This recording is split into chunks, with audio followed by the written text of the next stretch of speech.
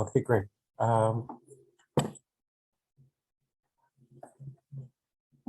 Okay, let me, okay, very good. Good morning, everyone. Welcome to Charting the Way Forward. My name is Marc Safman. I'm a light-skinned black man with short brown, well, short black, kind of graying hair. I'm not wearing my glasses. I've got a navy blue sport coat, suit coat on, and wearing an orange checker tie with a blue and white shirt, striped shirt. I thank you very much for all being here. I am sighted deafblind. I Echo and the Bunnymen changed my life. After a concert in 1986, it was discovered that I had acoustic neuromatoma growing a little too quickly, and I immediately had surgery in the fall. Afterwards, well, that's when you start recovering, and that's when you really discover the racism and ableism in the world. It was before the ADA was passed, and I was adopted by a white family as a baby. The family did not provide me any support, and unfortunately, I am who I am because of that lack of support and the experiences and challenges that I've faced. I have been able to see how bad and effective our laws and programs are. There's really no support for people like who are disabled, especially for the deafblind. I like to say deafblind inclusion because our combined hearing and vision challenges are unique. They are distinctive to everyone because the deafblind, like everyone, require meaningful access to effective communication, and the challenges that we face are unique, and you have to work with us to develop the accurate, effective communications. So I always like to mention that, you know, you can tell a joke in a room full of deafblind people, you're doing a very good job communicating. Thank you for being here. The racism and ableism that affects many of us, all of our panelists. Coco Thomas was scheduled to be a panelist, and we were not able to get the supportive that we needed at the last minute. And unfortunately, he is not able to join us, which is really disappointing. However, we are willing to move forward with that, but we must recognize the fact that our disability challenges are definitely unique. Our panelists today are all experienced people, and we have a diverse range of people here. I'm excited by everyone else. I feel like I always get excited learning about other people's challenges, how they've overcome them. I'm just like, well, you know, my challenges are my own, but everyone else has wonderful perspectives. So let me turn it over to Christopher Johson, our very capable facilitator down in DC. Chris is, oh, I'm sorry, let me turn it over to Jourdan Sanders. I'm sorry, my co-host, and not Jourdan. Jourdan, go over the housekeeping items. But thank you very much for being here. And Great save. I hope you enjoy what's being said. Thank you. Thank you so much, Marc. Good morning, good afternoon, good evening, everyone, depending on where you're joining. My name is Jourdan Saunders. I am the CEO of the Resource Key. My pronouns are she, her. My visual description is I'm a Black woman. I have my hair shoulder length. I'm wearing a black and white blazer with a black shirt underneath. Welcome to Charting the Way Forward. I'm excited for everyone to be here, and we're deeply appreciative of all of our event sponsors, dynamic speakers, event supporters, and all of our companies ensuring accessibility, our volunteers, and of course, you all as attendees. None of this would be able to happen without you all. A special thank you I have to say for Marc, who is the visionary behind this event. We want to provide some few housekeeping. So for our attendees, you have access to ASL interpreting and CART captioning. We also have the link to the captioning, which is available in English and Spanish. The captions are available in Spanish only via the third-party link, and English is available in Zoom and the third-party link. To accommodate our interpreters and captioners, we're going to ensure that we take breaks throughout this event. And I am going to cut this short because we have a special guest that I'm going to allow him to provide some opening remarks. Andrew Reese. Andrew Reese is joining us. He is the Director of Department on Disability Services in Mariel Bowser's office. So I'm going to turn it over to Andrew Reese for a 3-minute opening remark, and then thereafter, Christopher Johson will be taking over. Thank you, everyone.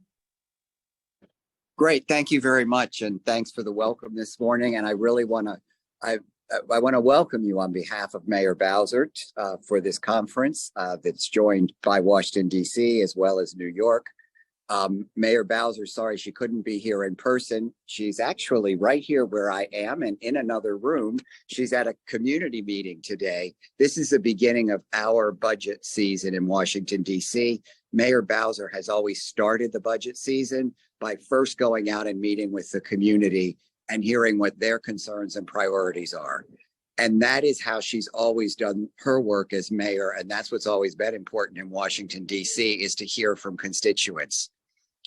The other person who unfortunately is with Mayor Bowser and couldn't be with you today is Carrie Cook, who was our inaugural director of the Office of Deaf, Blind, and Hard of Hearing Services here in Washington, D.C., who may be known to many of you because she was part of the National Deaf Black Advocates Organization. It's so important.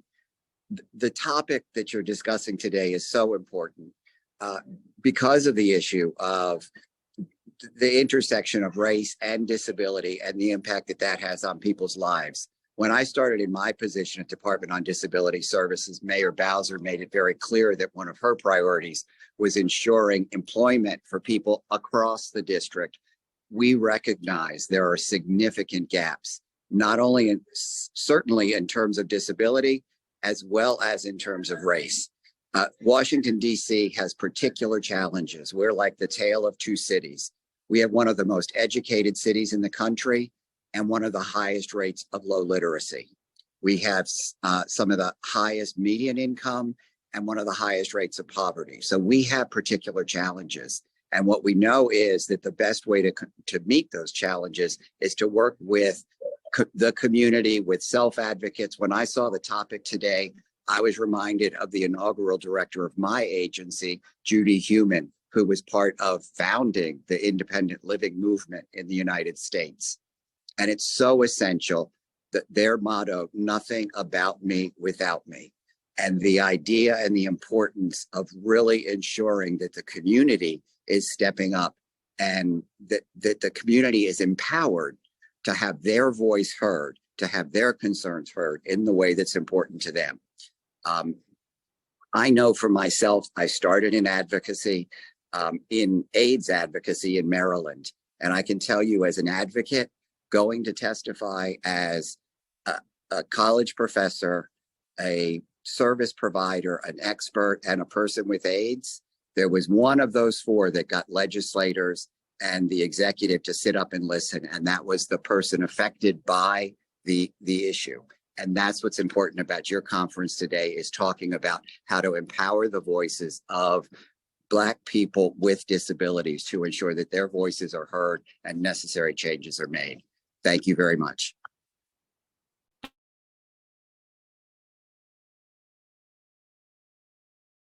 Thank you so much. I'll turn it over to Christopher Johson.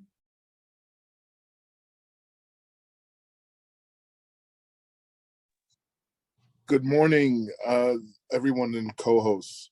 I provide a wonderful platform for us to collaborate and bridge the gaps of, the things that are missing in our communities. So, my appearance, I am a Black man with brown skin. I have a beard and mustache. I have dark brown glasses. I'm also wearing a Black suit with a Black button-down shirt. I have a Black jacket with my Alpha Psi Alpha pin. So today, It's my great honor to facilitate this conversation. And at first, I want to introduce who.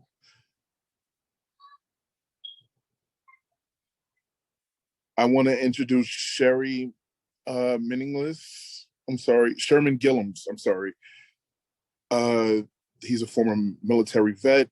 He has many years involved with the movement and focusing on, flexibility and the mental health and self-care. Before he became captain, he was he was a seaman for a big platform. And in the publications, he noticed that the White House had established,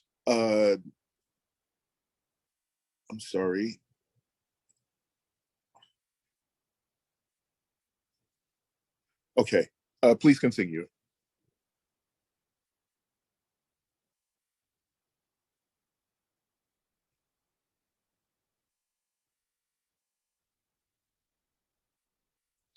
Okay.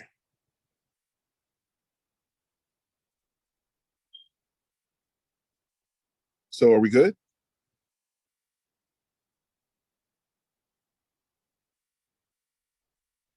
Yeah, he has a special type of leadership. He's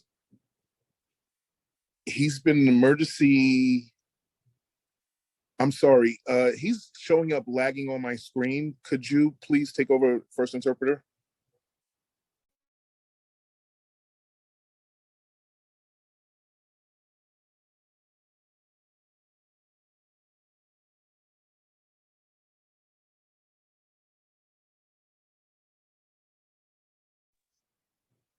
I'm sorry.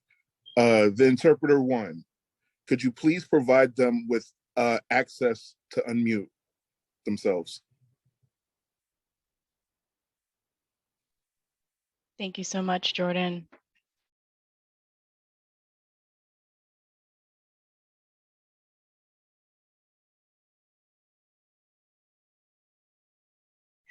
It is a huge honor to introduce Sherman Gillums Jr. Please provide us with a few short words. Am I up? You are, sir.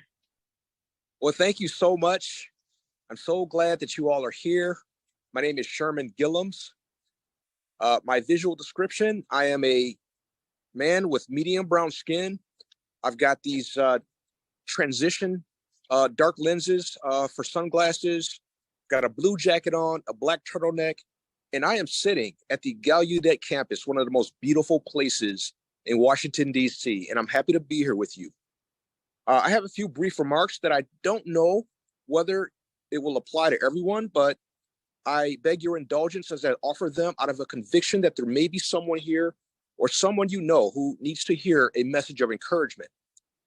One of the best pieces of advice I ever heard was to start from your obituary and live backwards.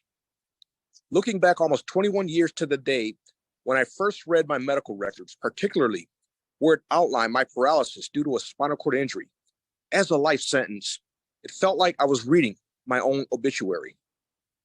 The obituary of a person who lived 29 years, who had lived 29 years at that time, with 12 of those years in a Marine Corps uniform, starting at age 17. I felt like God had forsaken me, and I was being punished for every sin I had ever committed, for I thought I knew what society had in store for me, just waiting to relegate me to labels like handicapped or helpless. And to add insult to injury, I was also a Black man who had lost his father to a police shooting while unarmed when I was just a year old, raised by a mom who also lost her husband, my father, when she was just 18. And I constantly had to heed her warnings about the cruelty of a society where Black lives did not appear to matter.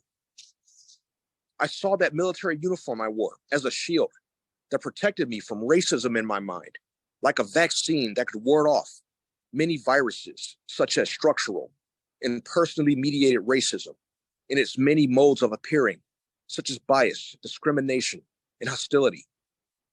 Only once I came to understand that I made the uniform. It didn't make me.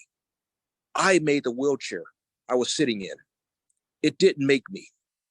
And I made my blackness, not how others saw it. Only then did my purpose begin to come into clear view. And what I thought was my obituary was really a chapter in a broader biography that needed to still be written. My purpose was not to run away from what happened to me. It was to use what happened to find a way to connect with people who also suffered profound loss or pain, and use my experiences as a reminder for others that life was meant to be lived, not survived. This was an object lesson on the power of authenticity for me, being true to who I was, not who I thought I wanted to be. And I spent the next 21 years as a champion for veterans, for caregivers, for people with disabilities, people with color, people with mental illness, and today, people who face dismal futures after a major disaster. The thread that ran through all of those experiences was the opportunity to find solidarity with anyone who felt forsaken and needed a voice. And I was honored to be that voice, whether through national media, during congressional testimony on Capitol Hill, in the Oval Office at the White House, on the phone with someone who felt suicidal, or at the bedside of a newly injured veteran whose plight reminded me of my own. This was how I found purpose in my pain, by jumping back into the hole I once found myself trapped within and showing others the way out. Now I'll close with some thoughts that I often share with young professionals and emerging leaders and anyone else who might benefit from the life lessons that got me here.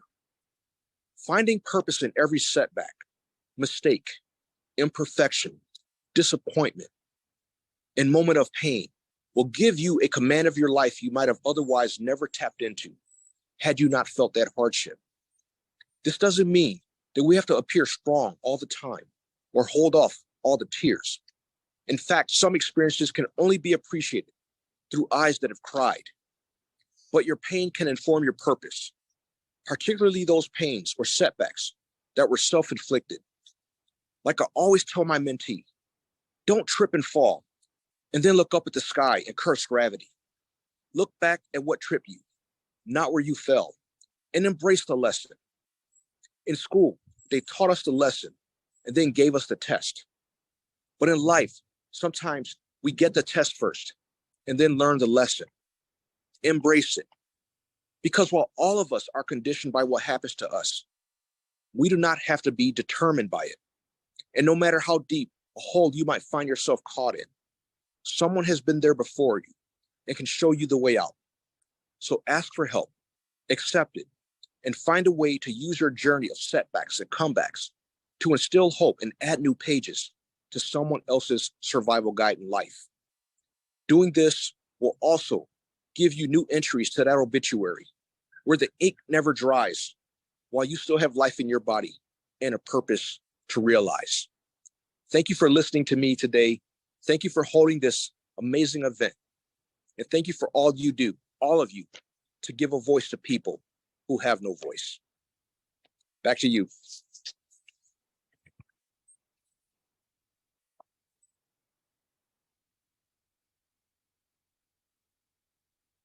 Thank you for providing inspiration and all your wonderful message. Now I turn it over to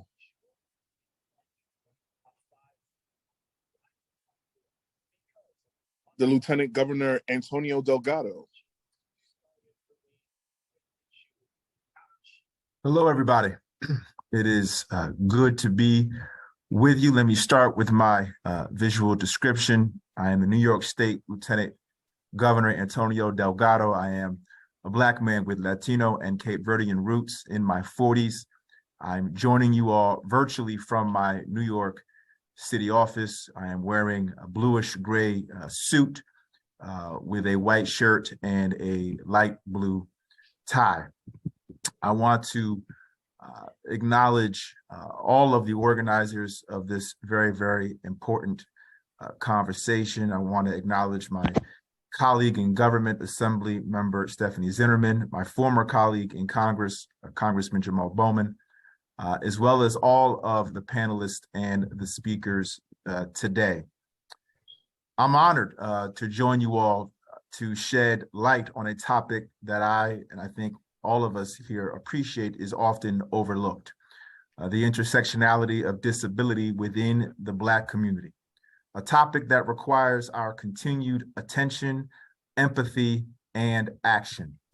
Those with disabilities within the Black community face a unique set of challenges that are often compounded by systemic inequalities and social stigmas that lead to a lack of inclusion throughout society.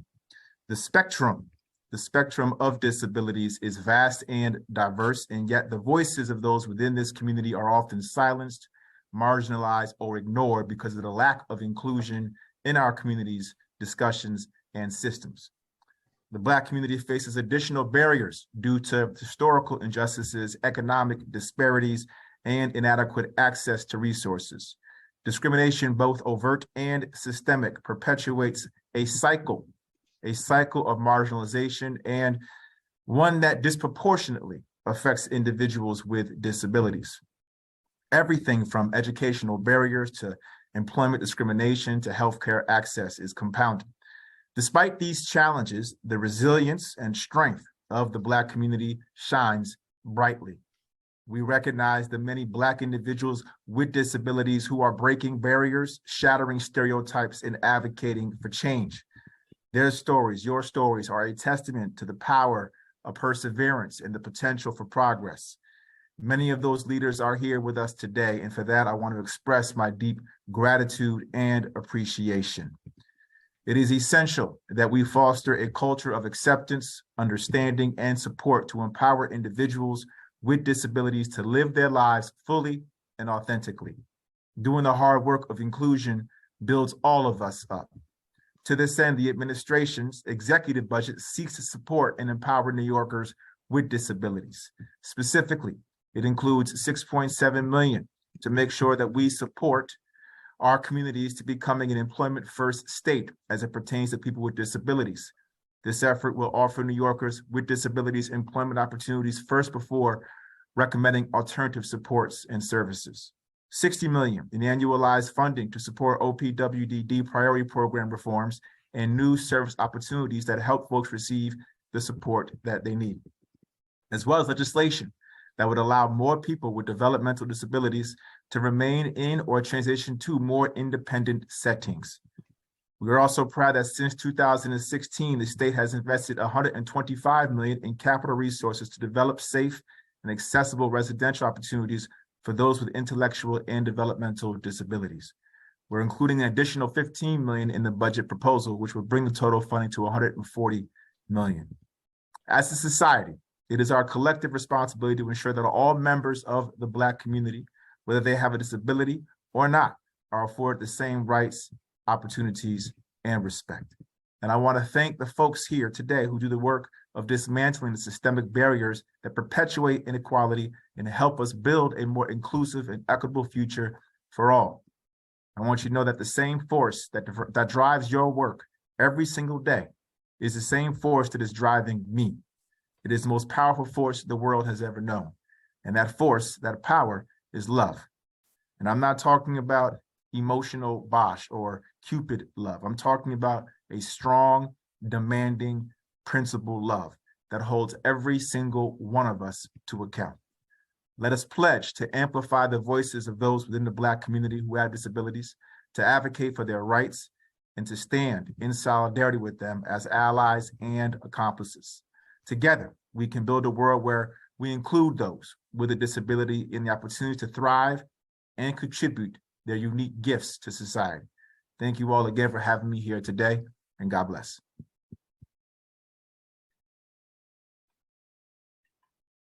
Thank you for your mission and, Mr. Antonio Delgado, how you've included yourself in the disability fight and the status of New York. He's born and raised in Schenectady, New York, and now he has settled in arrived New York with his wife and his twin boys. And wow, as impressive his journey. He graduated from Collegiate University, and he's done his research at Oxford, and he's earned his law degree from his many years in law school at the the University State of LA. And he's a hip hop musician, and he's tried to incorporate music from the corporate world into his law. And his business majors, he has much experience.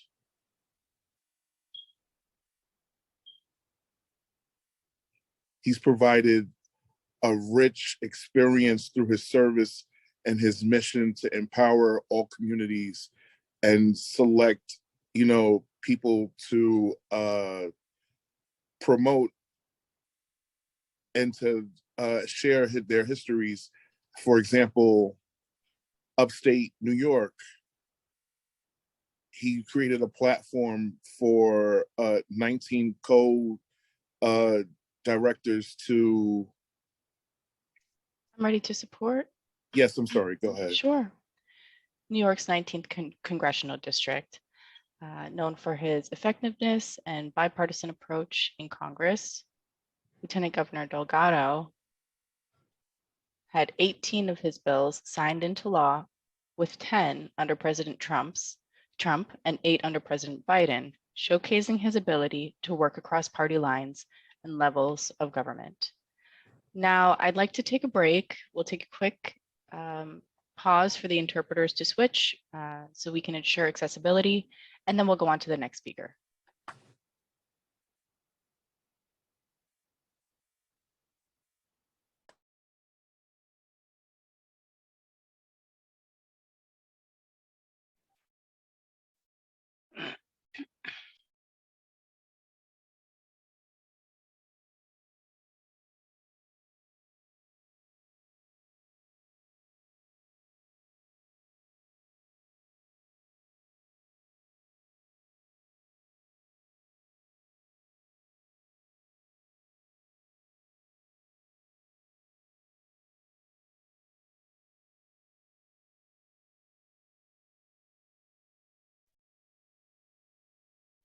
Okay, Cart, are you ready?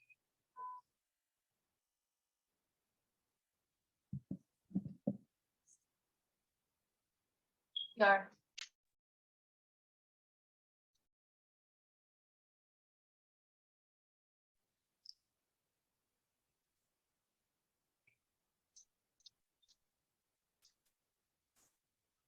Okay, we're back.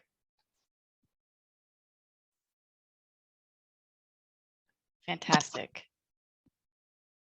Now that everything's in place, we will proceed to the meeting.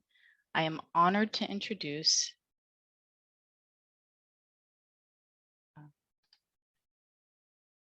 Congressman Jamaal Bowman. Thank you so much. Good morning, Bowman everyone. Sorry, go ahead. Yep, sure. He's been involved in the South Westchester area and has brought items to Congress involving science, space, and he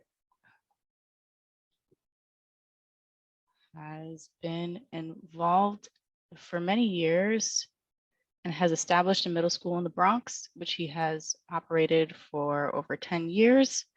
So it is my honor to provide Mr. Bowman with a few minutes to speak. Thank you so much. Good morning, everyone. It's a real honor to be with you all this morning. Let me start by describing my physical appearance. I am dark brown skin. I wear glasses, and I'm wearing a blue suit with some dark blue stripes. and a purple button-down shirt without a tie. And I'm about 260 pounds, so I may have more of a full face than my colleague and brother, Lieutenant Governor Antonio Delgado, who spoke before me.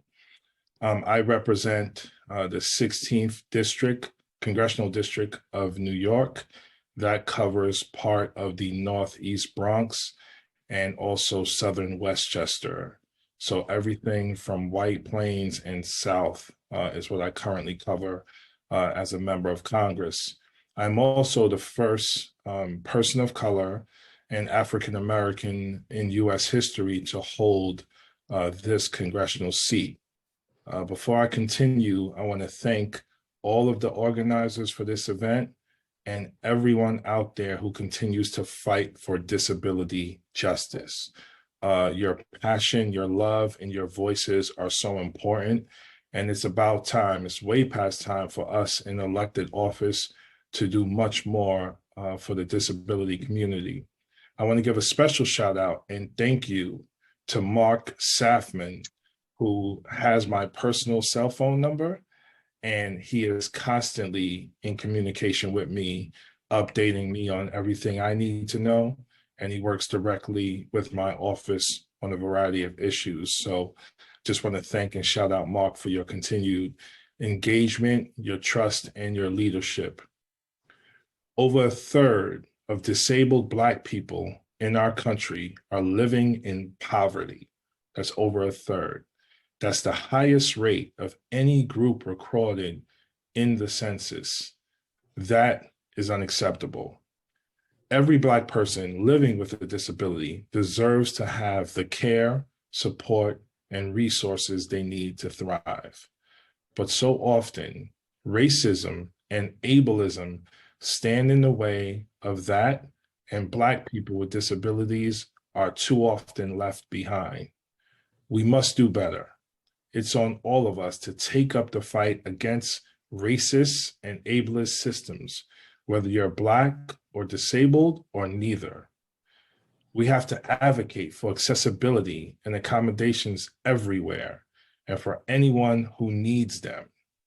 That means accessible housing, job opportunities, education, recreation, public spaces, healthcare, and much more. This issue is particularly personal to me because prior to running for Congress, I worked in public education in New York City schools for 20 years. I started my career as an elementary school teacher in the South Bronx before becoming a high school guidance counselor and dean of students, before opening my own district public school in the Northeast Bronx and being principal of that school for 10 and a half years. And I saw and experienced the consistent underfunding of for our children with special needs, and the majority of them were African American and Latino. And now that I'm in Congress, I see the consistent underfunding of special education services for our kids in our communities. And so that is where my fight lives and lands, because not only do I serve on the Science, Space, and Tech Committee in Congress, I also serve on the Education and Workforce Committee. So please continue to be in touch with me after this call so that we can work together on policy and advocacy as we continue to fight for justice. I'll close with the words of Dr. King. Injustice anywhere is a threat to justice everywhere. Whether it's racism, ableism, sexism, classism, or any other type of oppression, our struggles are all connected. That's why it's so important for us to advocate for visibility and accommodations for people living at the intersections of marginalized identity. Thank you all so much for having me. God bless you, and I look forward to working with you going forward.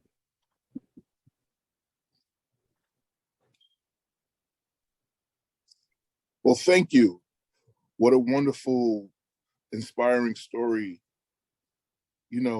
related to STEM and, the funding and achievements of those aspects. So thank you so much. Now, I would like to welcome Melissa Navarro, I'm sorry. She's from the Foundation of the Fight for the Blind. I'm happy to take over. Is this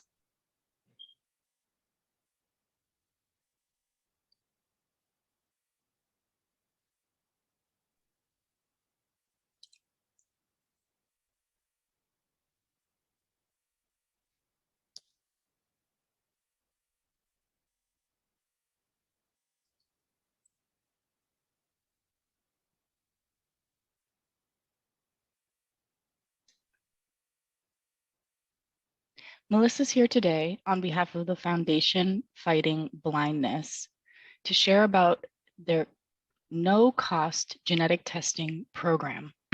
She came to the foundation through her journey from an aspiring medical student to a nonprofit professional. Melissa's past experience includes working with children whose parents have cancer, in addition to working with elderly individuals, connecting them with public assistance programs. Now, as a community manager at Foundation Fighting Blindness, Melissa is working to enhance the success of grassroots chapters across the Northeast. Through her strategic planning, relationship building, and developmental skills, she drives engagement and connects individuals with vital local resources. If you'd like to learn more, the link to Foundation Fighting Blindness resources are in the chat. I will turn it over to Melissa. I am honored to turn it over to Melissa. Please share your story. Hi, everyone. Thank you for the introduction and good afternoon. I want to start by just really thanking you for allowing me into this space today and to take a few minutes of your time. To get us started, I want to provide a brief description of myself. I'm a young Cuban woman. I have dark hair, light eyes, and light skin, and I'm wearing glasses. I'm also wearing a black turtleneck, and there's a white wall behind me. As mentioned, I'm here to briefly discuss the relevance of our no-cost genetic testing provided by the Foundation Fighting Blindness and why this program holds significance for us here today in relation to disability awareness. The Foundation has expanded access to genetic testing for the visually impaired community through our no-cost program. This program is open to individuals in the United States who have received a clinical diagnosis of an inherited retinal disease, but have not yet undergone genetic testing. Upon completion of the genetic testing with Blueprint Genetics, individuals are automatically enrolled in what is called the My Retina Tracker Registry, or MRTR. This registry securely stores de-identified genetic information, facilitating research and aiding in the recruitment of participants for future clinical trials. You will also be scheduled for one free genetic counseling session to assist in the interpretation of your results. It's important to note that while all ophthalmologists or retinal specialists can order this genetic testing across the US, some may not be aware of this program, and unfortunately, they are not required to participate. In such cases, directing them to our website, which will be in the chat for further instructions, will provide any information that they need, and they can contact us if they have any questions. While the test itself is free of charge, any associated fees with co-payments or the office visit remain the responsibility of the individual seeking testing. You might wonder why genetic testing and participation in the MRTR are crucial for those diagnosed with an IRD, and in short, comprehensive genetic testing of a diverse pool of affected individuals provides valuable data for our research. Given that inherited retinal diseases are rare and under-researched, studying individuals from various backgrounds helps us to identify patterns, including any of those related to race, gender, or geographical location. The foundation deeply recognizes the importance of diversity within research, and we are consistently committed to taking tangible steps to make sure we help to improve this area. If you or someone you know could benefit from this service, we encourage you to reach out to us. Together, we can work towards making this resource available to all who need them. Finally, all of the information I shared and more can be accessed on our website, which is fightingblindness.org. Again, it is in the chat. And I have also put our brochures, they will be in the event webpage under the resources tab. And when I'm done speaking, I will drop my personal email in the chat if you want to follow up with me directly. Thank you all so much for your time today. And I want to extend a very special thank you to Marc for having me. And I just want to express my admiration for all of the crucial advocacy work that you do for the disabled community. Enjoy the remainder of the event and have a wonderful day.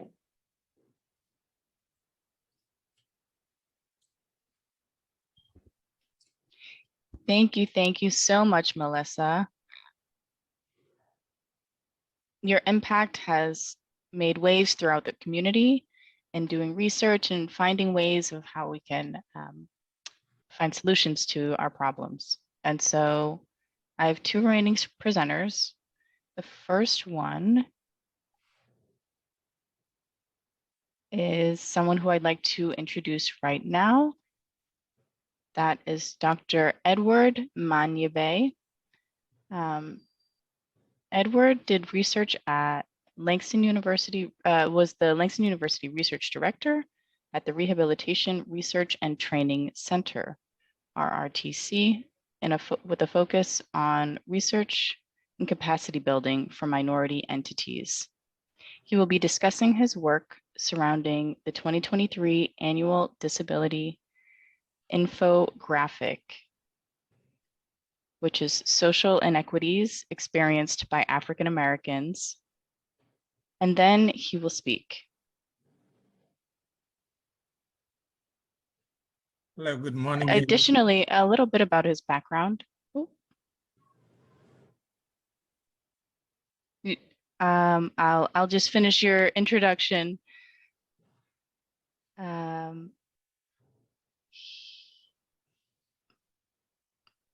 He has enhanced the research capacity building for minority entities, is a co-principal investigator for federal research, federal projects enhancing research. And he's aiding underserved groups. His research areas include building research capacity mentorship, disability policy in developing countries, and rehabilitation outcomes. Dr. Manyibe also serves as a research associate professor at Langston University,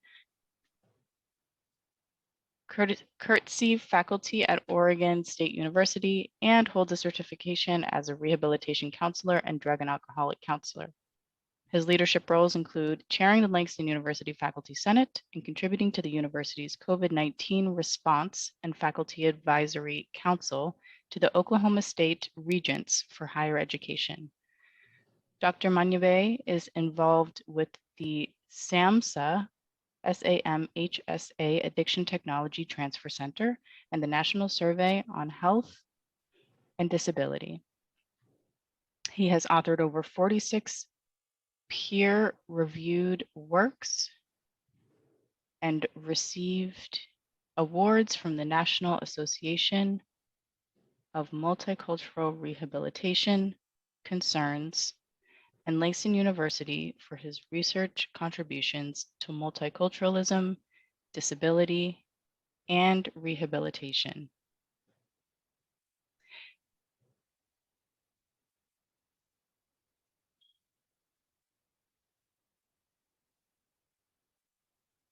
The link to the infographic, it is my honor to present Dr. Edward Manyibe. The link to the infographic that he will reference is in the chat if you'd like to learn more. The floor is yours. Hello, everyone. Yeah, thank you for that wonderful introduction, Mr. Johson. Yeah, so I'm very pleased to be with you here. And I want to thank, of course, Safman Consulting and Resource Key, not only for inviting me to speak, but more importantly, for recognizing and organizing this event that elevates the voices of African Americans with disabilities during this time. So this is a very, very timely topic that needs us to talk about even more.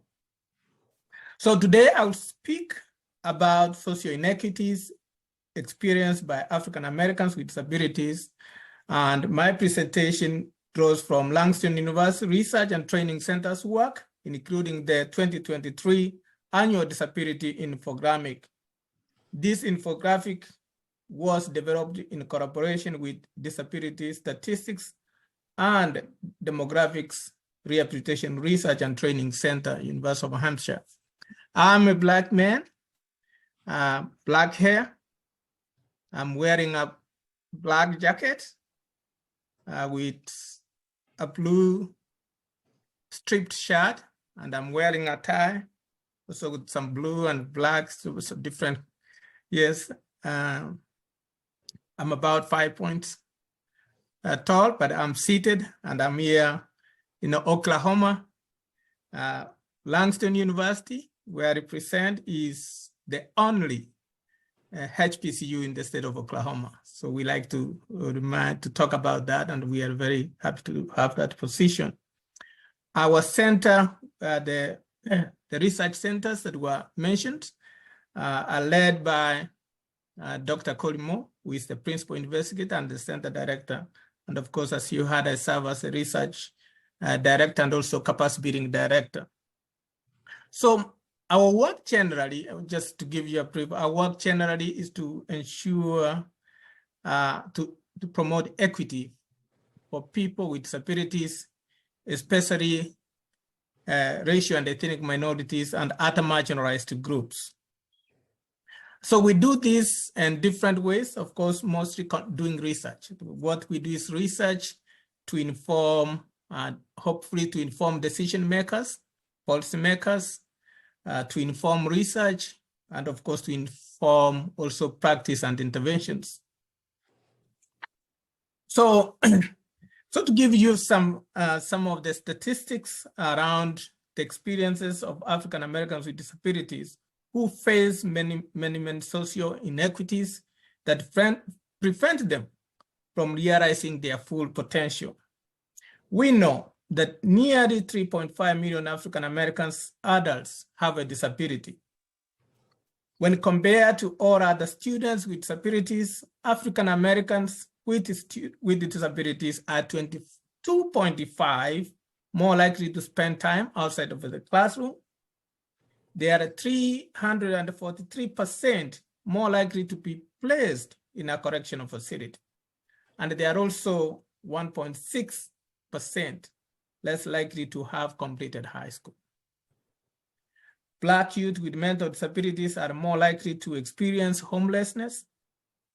When compared to all other adults with disabilities, African American adults with disabilities are 22% less likely to be employed.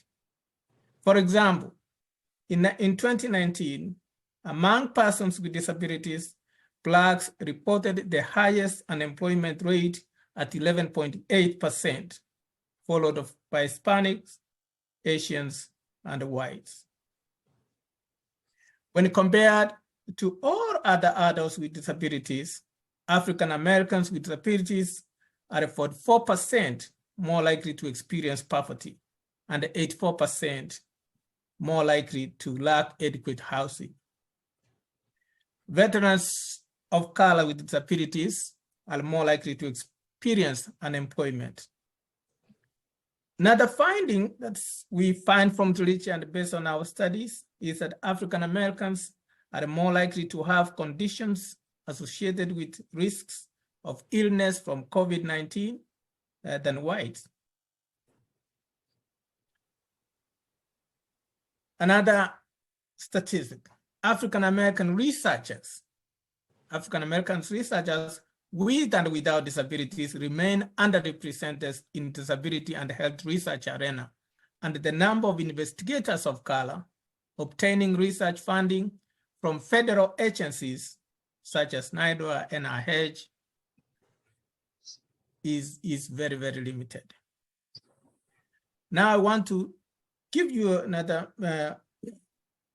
area that perhaps as we talk about issues of intersectionality, we find that HBCUs, historical black colleges and universities, they are extremely severely underrepresented in disability research and the development ecosystem, and they are severely underfunded.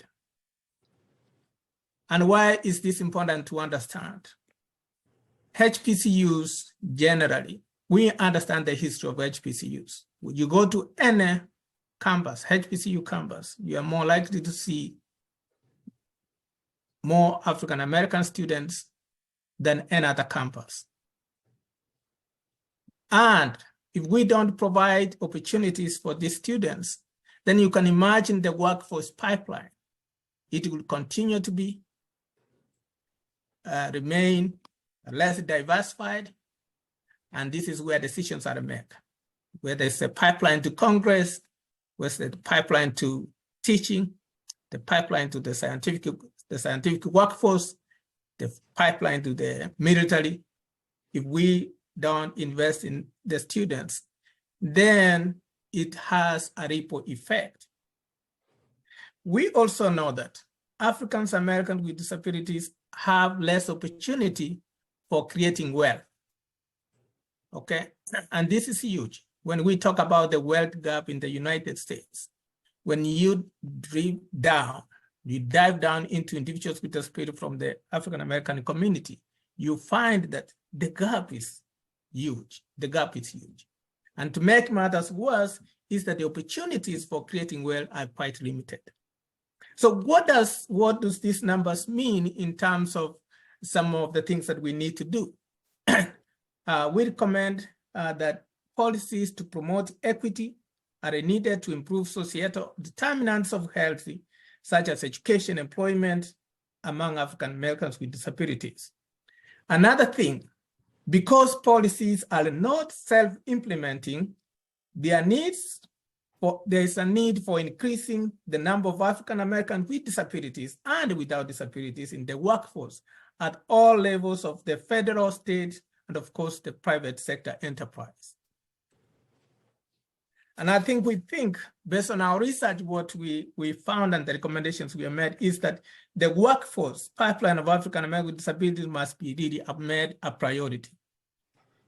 Also, we recommend, based on our research, that a need exists for identifying innovative policies and practice interventions that support entrepreneurial programs that help African Americans with disabilities start small businesses and startups that can create self-employment opportunities and contribute to socio-economic revitalizations of their communities. We are pleased to, Langston University, our center is pleased that we have currently implementing a model on focusing on marginalized persons with disabilities to develop their businesses. And we work with an incubator called In the Beginning Business Incubator based in Richmond, Virginia. And this collaboration has been recently was identified by the White House as one innovative ways or approaches to helping individuals with disabilities start business and develop their businesses.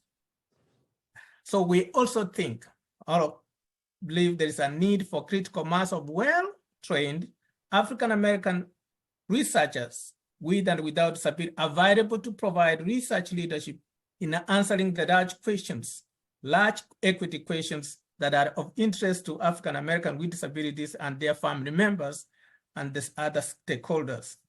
In increasing the participation of African-American investigators and HBCUs in all stages of research and development enterprise, will ensure that knowledge and its methods of inquiry are not disconnected from African Americans' history, cultural context, and their worldview. So in a nutshell, we think that this need for us to look at these issues holistically, but we believe, especially from the scientific perspective, for the research perspective, that if we don't involve African Americans with disabilities in the research enterprise, then who is going to talk about the issues? We say we understand our issues better, and we know in this world without evidence, it's difficult to convince our congressmen about what kind of policies are needed. So we need really to put some money into research so that it can inform interventions that are culturally appropriate and that speak to the needs of African Americans with disabilities. Thank you again. Thank you for listening. I really appreciate you, and thank you for the invitation. Thank you so much. We are going to take a break for our interpreters and captioners to switch.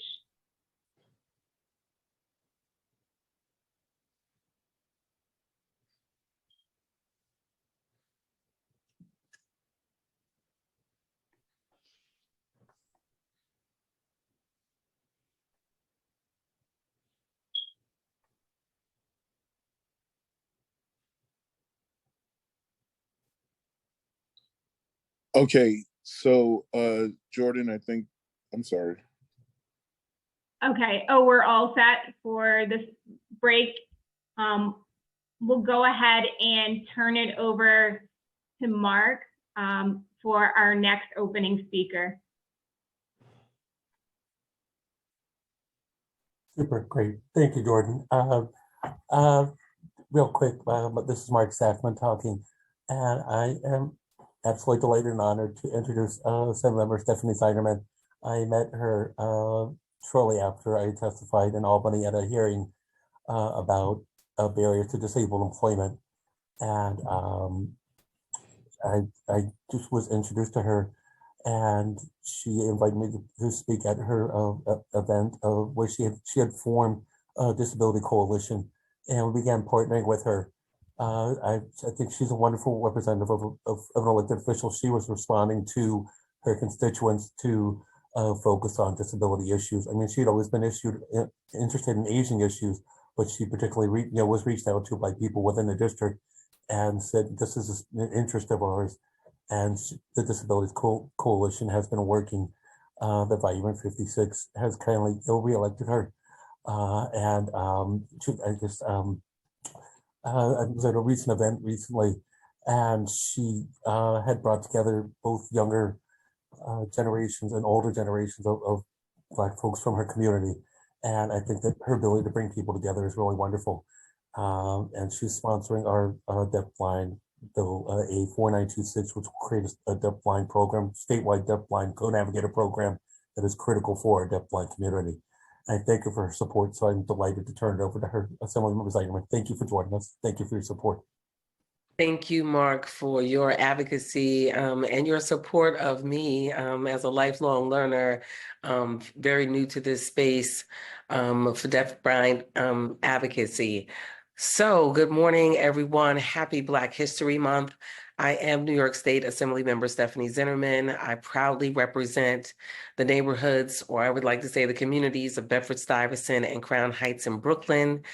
We affectionately call it the Vibrant 56 because of the wonderful people who live here and those who come to work here or own businesses, and those who provide services to us. I'd like to stop to describe myself. I am a cocoa brown Black woman, proud Black woman. I wear my hair in locks. Some people call them dreadlocks. They're curly and to about shoulder length. I am wearing a electric blue suit today, And on my lapel is my New York State Assembly pin on top. It's round. And then because I'm very, very proud of my district, I wear my 56 pin. So it is a 5 and a 6. And people often ask me about it. Sometimes they think it's my age, but I tell them that it is the district that I represent. I want to thank all of you for joining us here today. And before I get started, I really, from the bottom of my heart, want to thank Marc, Safman, and Jourdan for sticking through this process. They had a vision for this event. They explained that to me from the very beginning. And because I feel that Marc is an essential member of my team, although he doesn't work for me, he is a part of our Disabilities Justice Coalition. And that's important because Marc doesn't live in my district.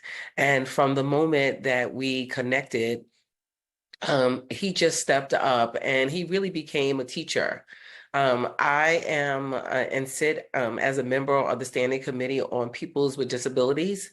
And that has only been a standing committee for the last 3 years. It was just a task force before I was elected. And because of advocates like you, the state felt that it was important that we have a standing committee of advocates that could look at the entire spectrum and start to provide some education, some advocacy, certainly legislation and budget. And during this time working on the committee, you know, we deal with people who have developmental disabilities, physical disabilities, the silent disabilities, people who have cancer or MS or things that you can't see but do impede upon their work. But I think that there are special challenges in every group, but being introduced to Marc and the deafblind community was eye-opening for me.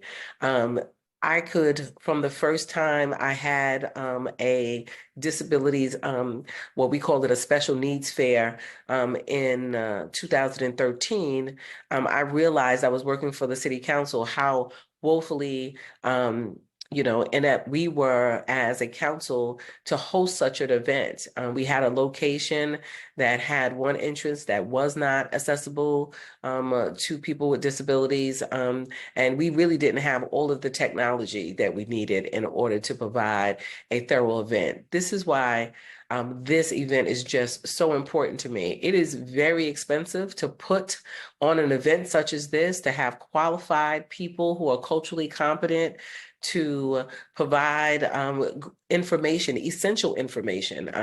I hope everybody was taking notes, but all of the presentations so far, from the last doctor who spoke to earlier on the young woman talking about her blind services as well, these are not cheap services. And I know as being a public official, I want to provide I want to work in a framework of equity and access.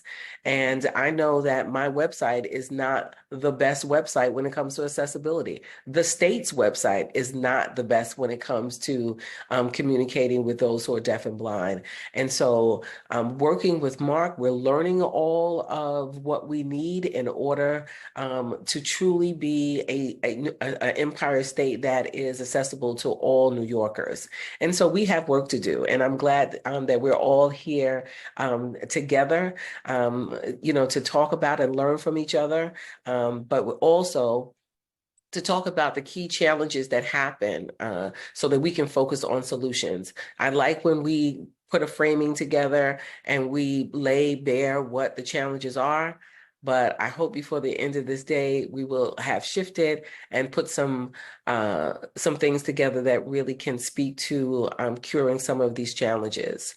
For me, you know, Marc and I have started. He talked to you about the Co-Navigator program.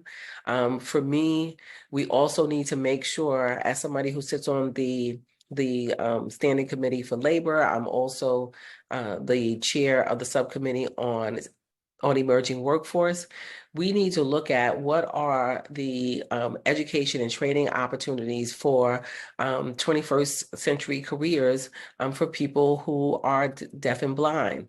No longer do these individuals, and I know no one on this call falls into this category, has to stay home because they can't get around. But we do want to make sure that this co-navigator program assists people in getting around, to work, to play, to visit relatives.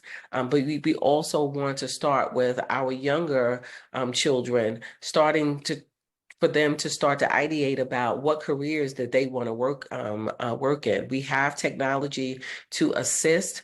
What we need to do is change how we think about the deafblind community, and make sure that they know from the very beginning their abilities are as valued as our abilities. And in a lot of cases, you probably have better ones because you have, faced different sorts of challenges, but just the full spectrum and not just to truncate into what we think blind and deaf people can do, but really open up this next century's possibilities to each and every child in school.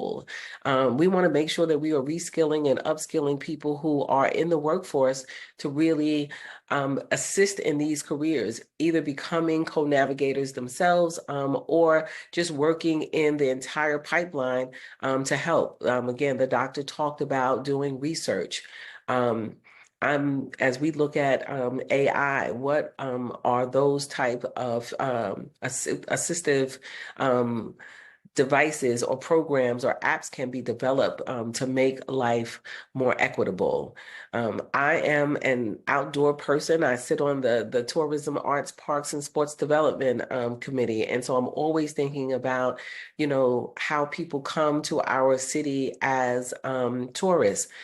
Is this welcoming to deaf, blind tourists?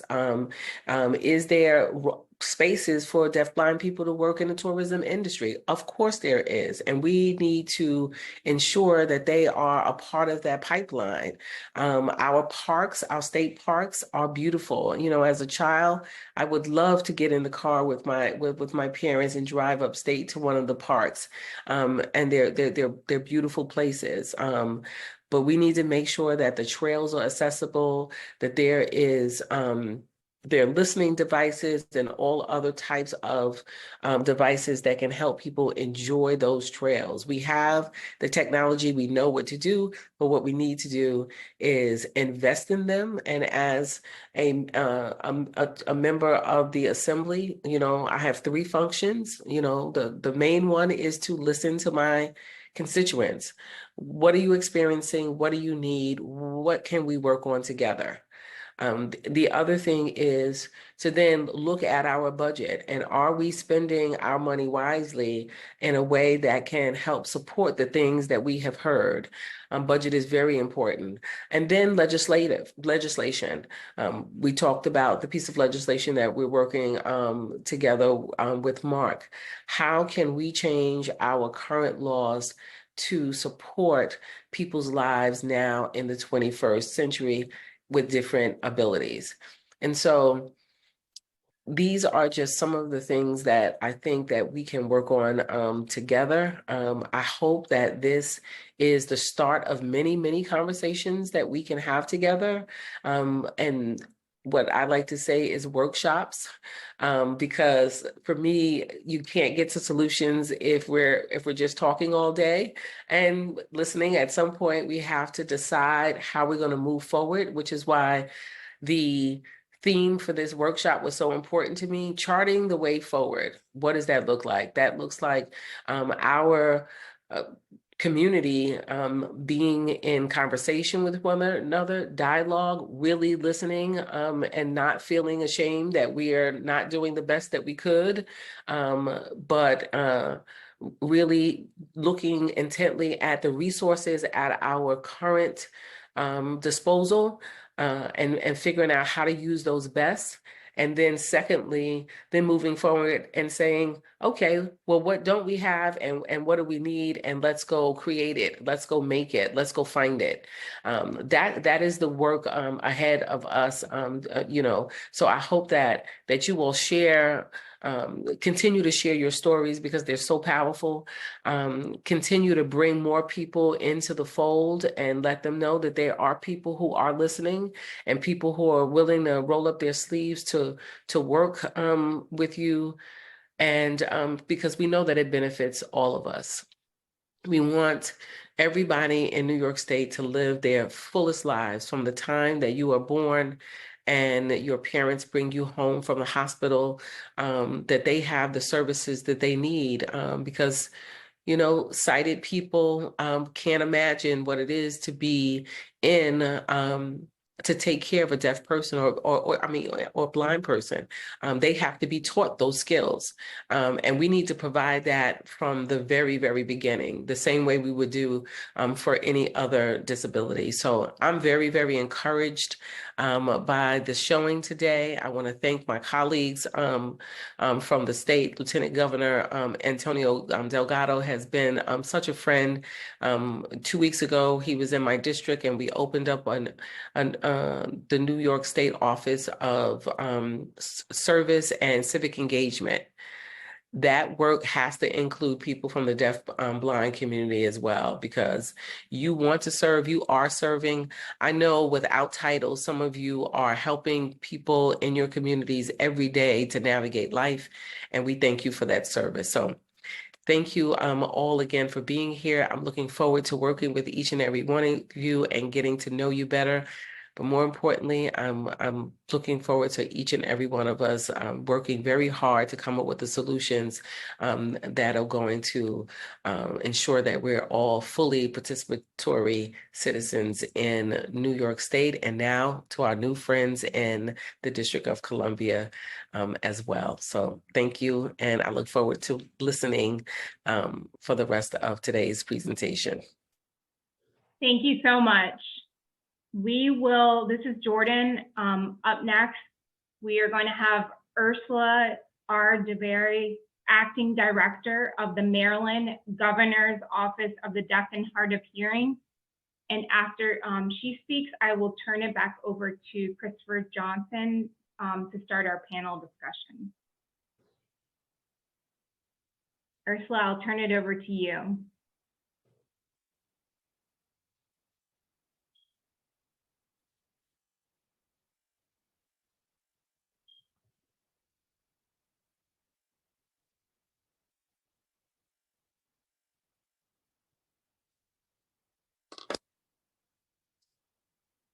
Okay, we're good. We're good? Yes?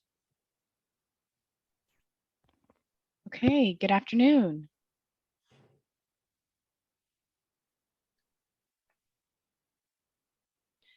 My visual description is that my hair is dark brown.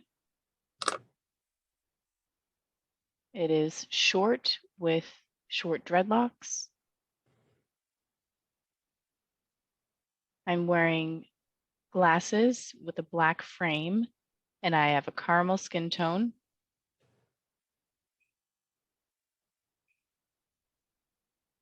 I'm wearing a black shirt that is short-sleeved and long necklaces that are of a goldish brown tint. I'm wearing gold earrings, and my background is white. I have a light shining behind me, and I'm using American Sign Language to communicate with an interpreter voicing for me. I am a deaf person. And thank you, tech support, for setting up this platform. Thank you, interpreters of color, for voicing for me. I am honored to be invited to this event, charting the way forward to seek and strengthen disability advocacy within the African American community. It is such a humble request to be here. I cannot take all of the credit. I would like to recognize all of the members who are here today. The first person is Natalie Marbury.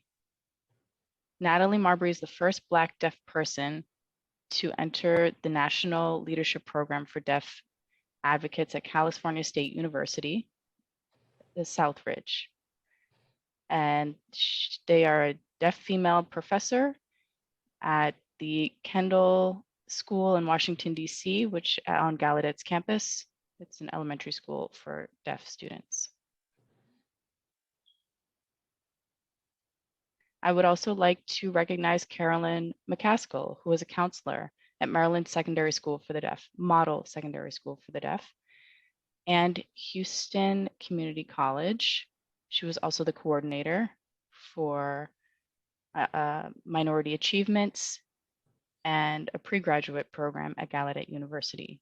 She is recently retired, but she is also one of the founding directors of the Center of Black Deaf Studies, CBDS. She is also a co-author of a book titled Hidden Treasures of Black American Sign Language, along with other directors, Cecil Robert Bailey, Joseph Hill, Jonathan Hill, and Joseph Hill, Roxanne Drummett, and Pamela Baldwin. Randall Hugh and Leanne Banderman. Glenn Anderson. Thank you, CJ, for clarifying. There has been a lot of history within the Black deaf community, and we are continuing to educate and preserve Black American Sign Language. During a time back in the day when the oral approach was valued and ASL was looked down upon, Black ASL was developed. And that is a rich part of our community. We continue to shine light on that and allow it to grow. The Center of Black Deaf Studies, what Carolyn has done there is that she has made countless innovative movements in order to support this mega project of bringing the Kendall School for the Deaf Memorial Project to life. And that happened recently by there were students who attended the school, Black students who did not receive their high school or their diplomas until last summer. There was a 70-year gap between the time when they graduated and received their diplomas. And that's the type of advocacy that Carolyn McCaskill promotes.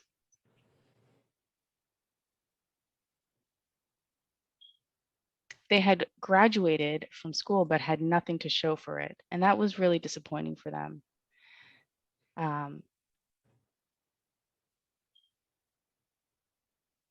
They had not received their degree, but this conversation was something that Carolyn brought to the table, and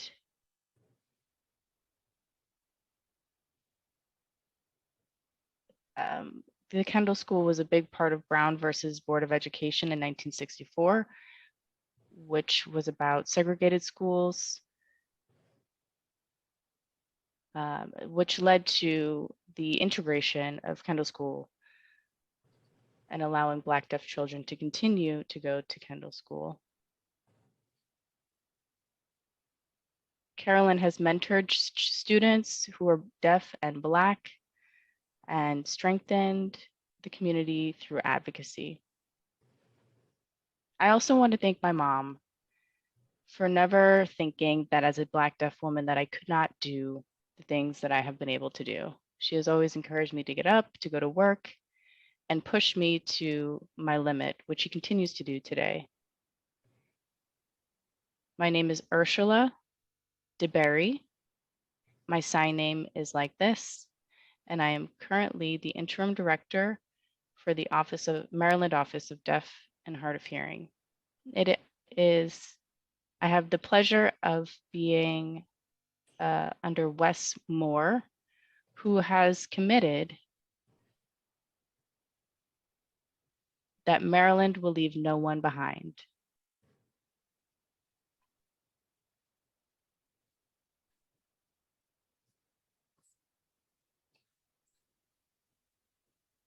Okay, so thank you, Ursula, for your wonderful, powerful, and complex perspective in helping deaf Black people navigate the neglected community for all this time. So now we will take a break to allow to discuss the accessibility needs of our community and take a break, and we will be back in 3 minutes.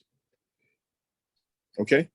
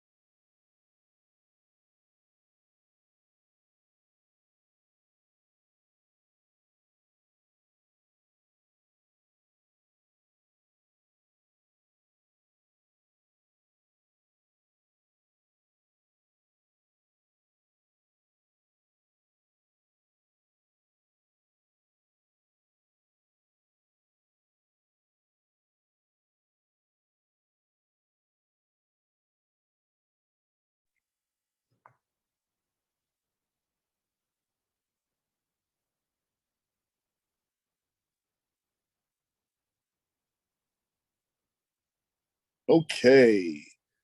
All right. So let's get started, everyone. We're here because it's a much needed conversation about how we can encourage and add on to the knowledge of the disability advocacy of the African American community. And I call on each of you, and as I call on you guys, we'll give you a brief moment to discuss your perspectives, and we'll keep you pinned on the screen. So we will move on to each person and we will get started. So panel, I would like to hand it over to one of our co-hosts of this event. And I would like to welcome each one of you guys. First up is Dr. Darcy.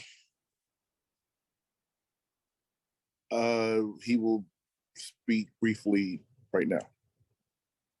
Okay, thank you very much. This has been a great conversation, and of course, I give my thanks to both Marc and Jourdan for curating this event and for inviting us. My name is Dr. Darcy Charrington Neal, and I serve as an assistant professor of English and Disability Studies here in Connecticut. I've actually just moved to this area. I've been here for about 4 months, so I look forward to connecting with a lot of the people in this topic today. But the focus of my research is basically, I provide context for what the other doctor in this panel talks about with his statistics and information. My goal was to create a different way to describe the experience of being Black and disabled, because I honestly feel like most of our community looks at Black disabled people like living ghosts. That's how I think about it. So I talk about it in relation to what I call Afrophantasm, and the idea of what it feels like to use that as a power and to think about it as a way to both empower and encourage other people. And I'm just happy to be here. Thank you.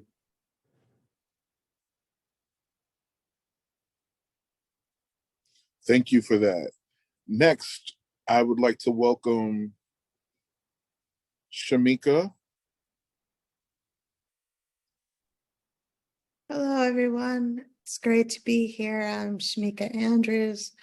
I'm an African-American woman. I use a power chair. I'm currently wearing a blue turban on my head. I have dark glasses, and I'm wearing a long sleeve purple dress.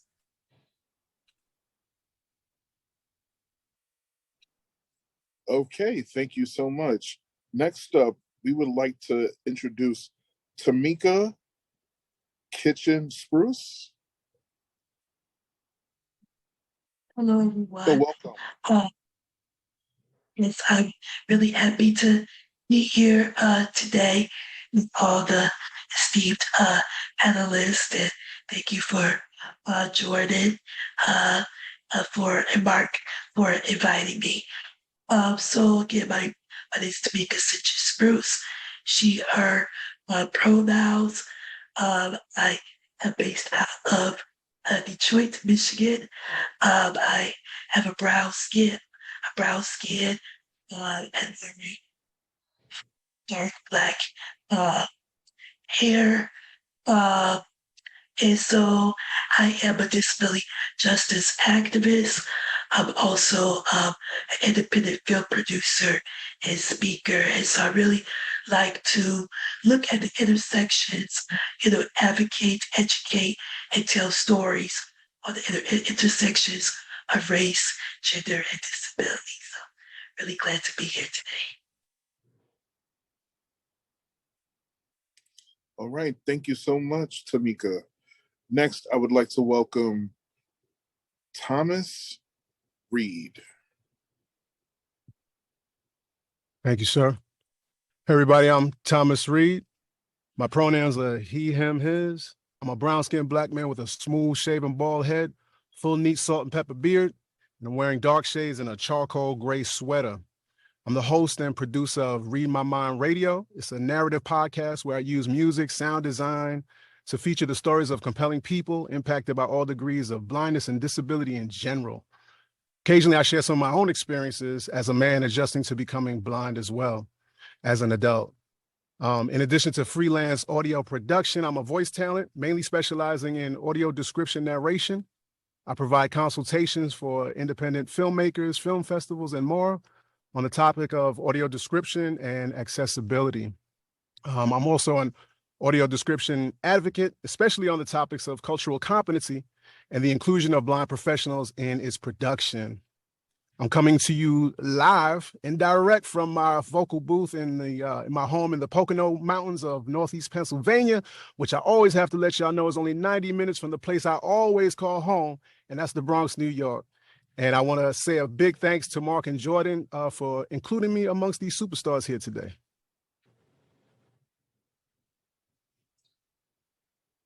Wonderful.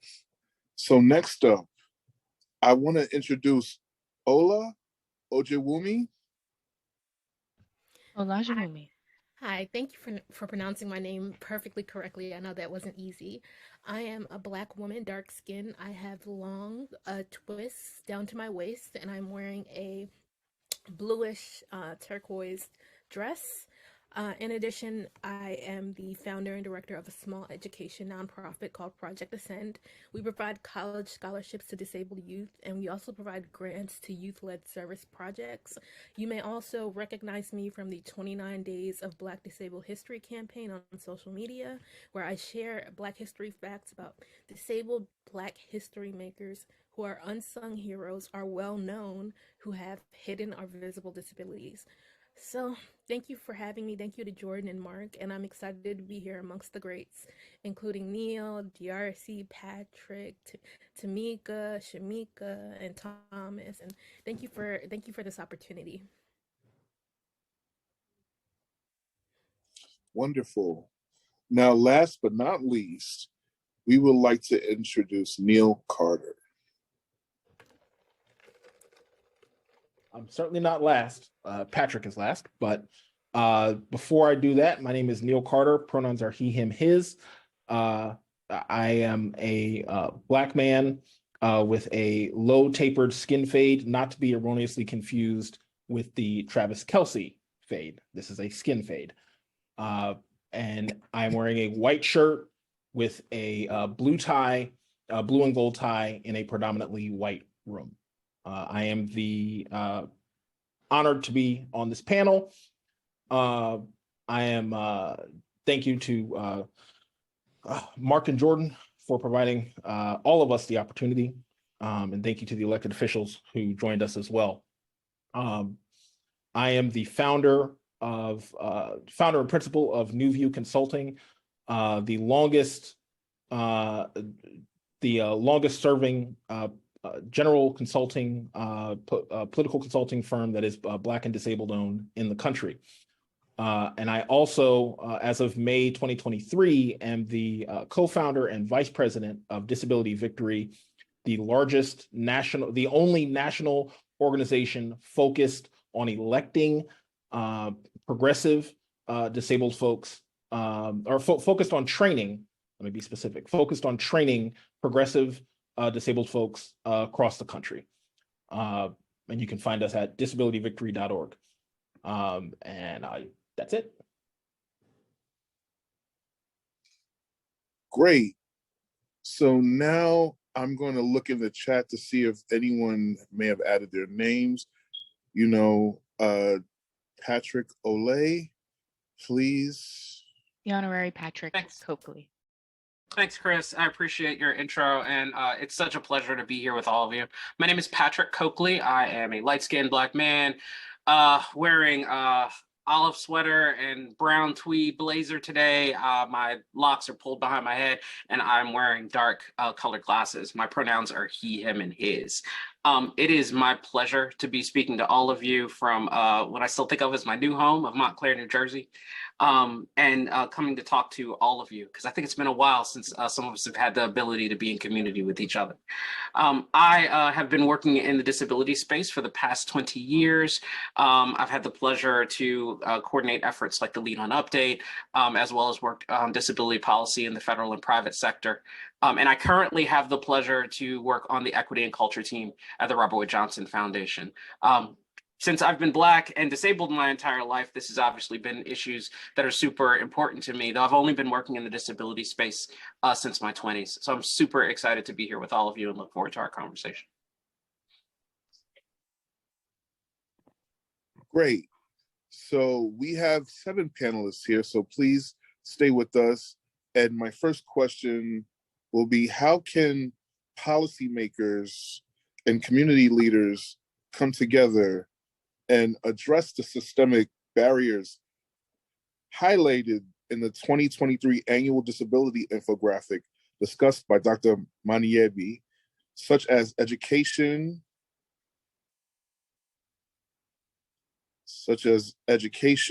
employment, housing disparities, and such, to foster a more equitable and inclusive society for African Americans with disabilities?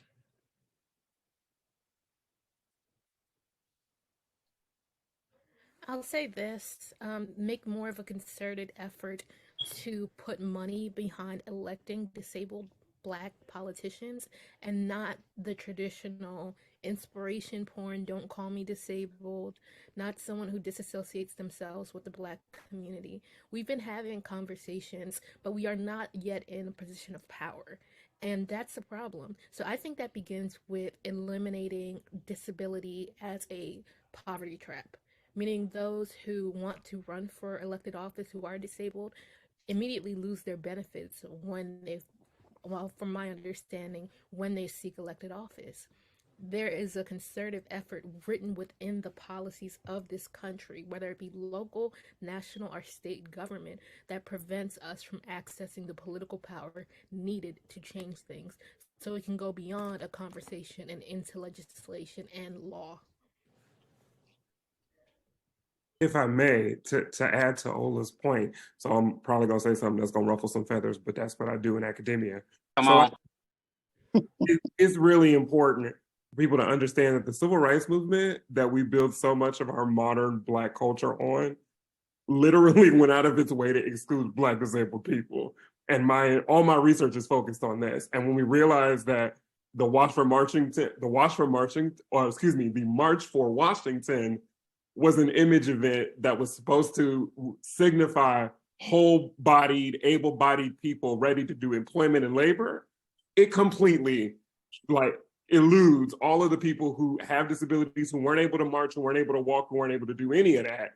And we're still trying to reckon with how we can bring the table to equality in 2024, but we're still basing it on civil rights legislation from the 60s. So the answer to this question is for us to literally start to reframe how we think about civil rights in the 21st century. Not to say that the 60s weren't important, because they are an amazing foundation, but that's what it is, a foundation.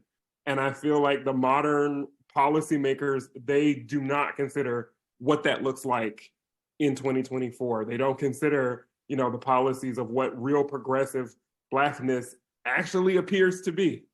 And I'm, not that I'm throwing anybody under the bus, because I don't, but I'm just trying to be realistic. Yeah, this is Shamika. I think one of the things that I constantly see with people coming up with these different policies and different campaigns and whatever programs, as they see it as something that they are doing for people with disabilities instead of with people with disabilities. Talk about, how important it is for us to be at the table, but they don't actually invite us to the table. This is Patrick. Good point, Shamika. And I was glad Dr. Manyibe was here to talk about the data, so we didn't have to dig too deep into it. But the data piece is super important if you consider, especially just in the past 3 months, three of the largest fights that have probably been the most important to the disability community: the fight with the U.S. Census on the definition of disability, the fight with National Institutes on Health on the definition of health equity. They're all tied to how disability is defined in order for us to have community supports, engagement, things like that, right? Now, if you look at the data Dr. Manyibe gave us, it suggests that Black and Brown people are still not being adequately counted in the way that is most effective in order to connect us with this disability community. So we're actually being excluded on several fronts because disability is totally pervasive and it's across our communities. In fact, we saw in the infographic, Black and Brown communities largely make up a disability community, except I notice in all these data points, we're also largely undercounted. And that is a policy decision that's made. That's not just tied to someone with a clipboard counting numbers. This is a very systemic and deliberate attempt to exclude Black and Brown people for either fear of money, ableism, whatever you want it to be. But we have to really take some serious steps to make sure that we are included in those counts. And that means fighting on two fronts: fighting in the disability community to make sure that they're not excluding Black and Brown people. And then unfortunately also having to fight our own communities to start saying, we have to take advantage of disability legislation, disability labels, and stand up in our spaces and expect our organizations to stand up for us too, which they haven't been doing.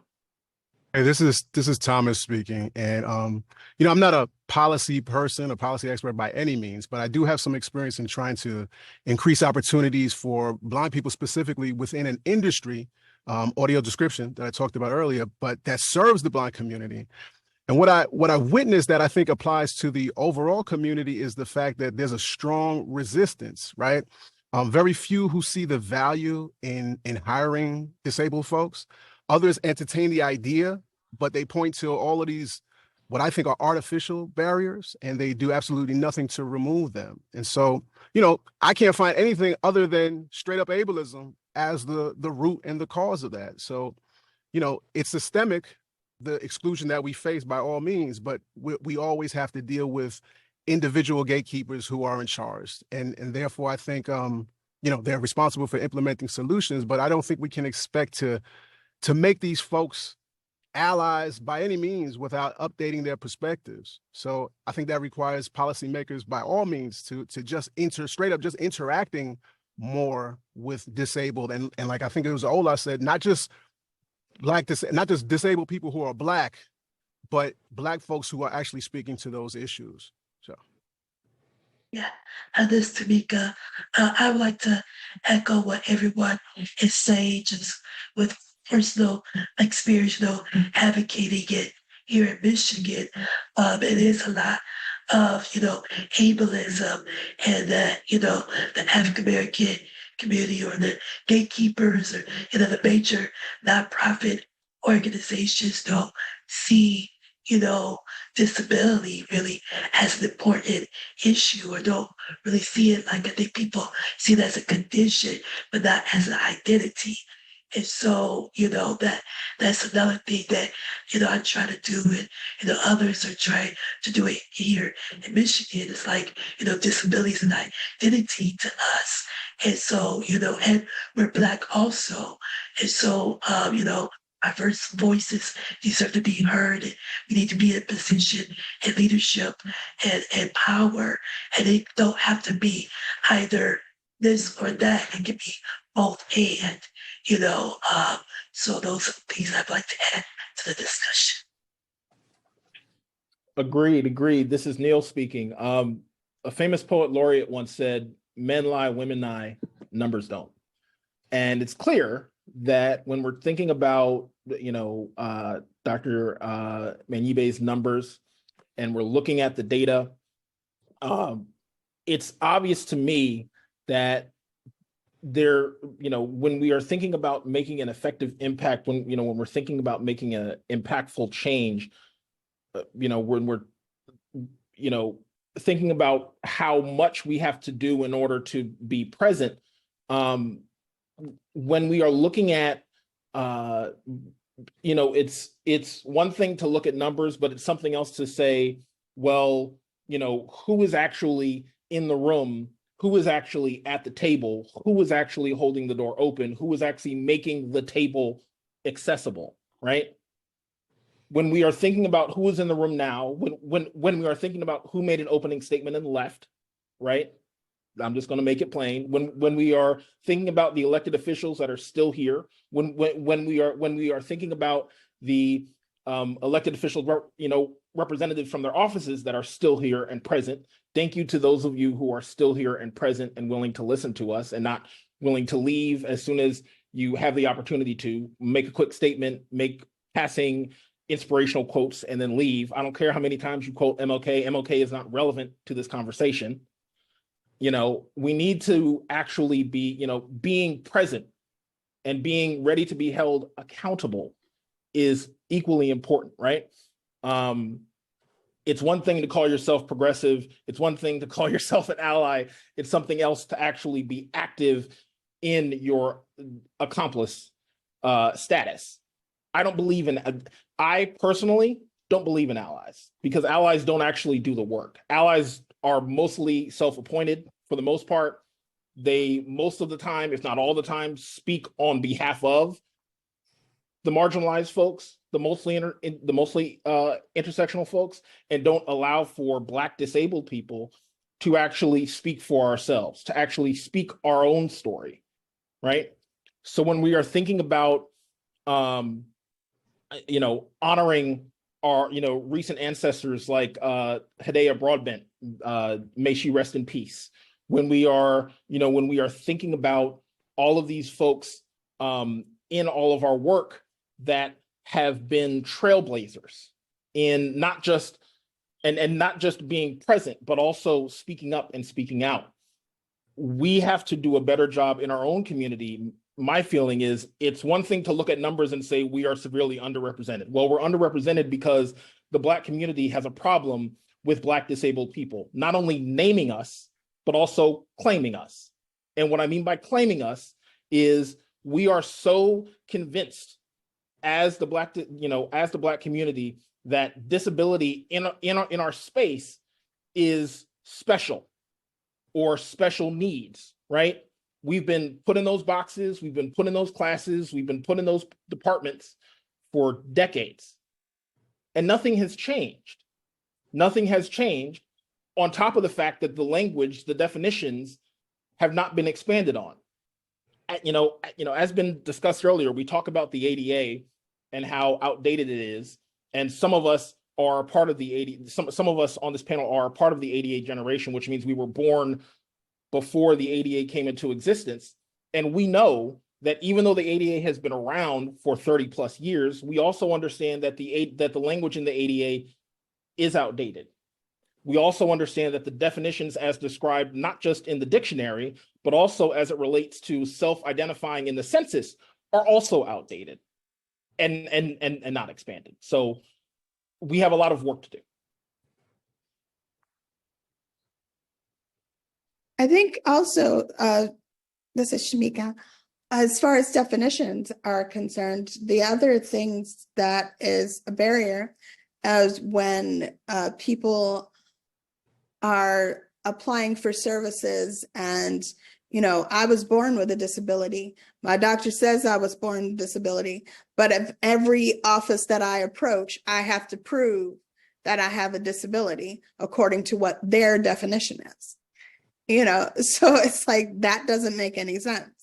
And then I have to prove it again every 6 months, every year, every 3 years, depending on what the service is or what the thing is that I'm trying to accomplish, even though my doctor says on paper, I have a permanent disability, not going anywhere. But again, I have to prove it over and over and over again.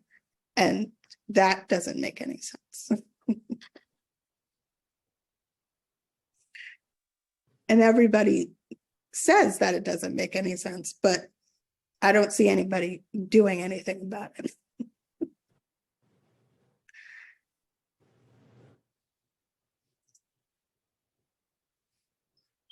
Okay, so action is really expensive and talk is cheap. So yes, you guys, the most important thing that we can do is to hold people accountable for our humanity. we shouldn't have to reveal ourselves unfit in a system that wasn't made for us. So thank you, everyone, for sharing.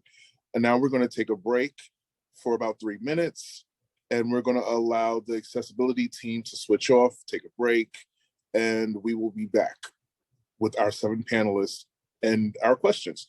So we will take a break to 1:26, and we will be back.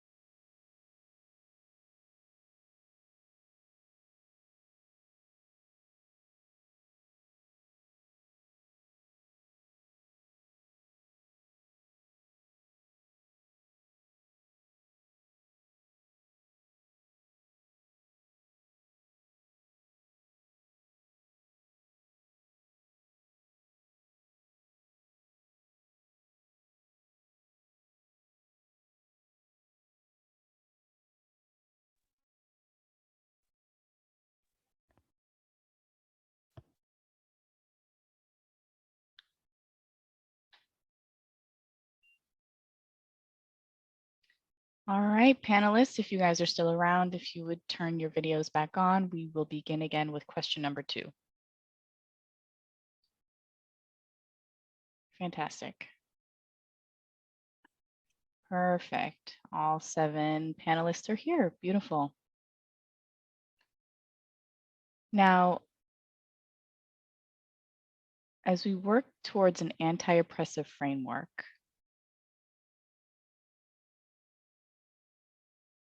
how might we, or how can the community leaders and policymakers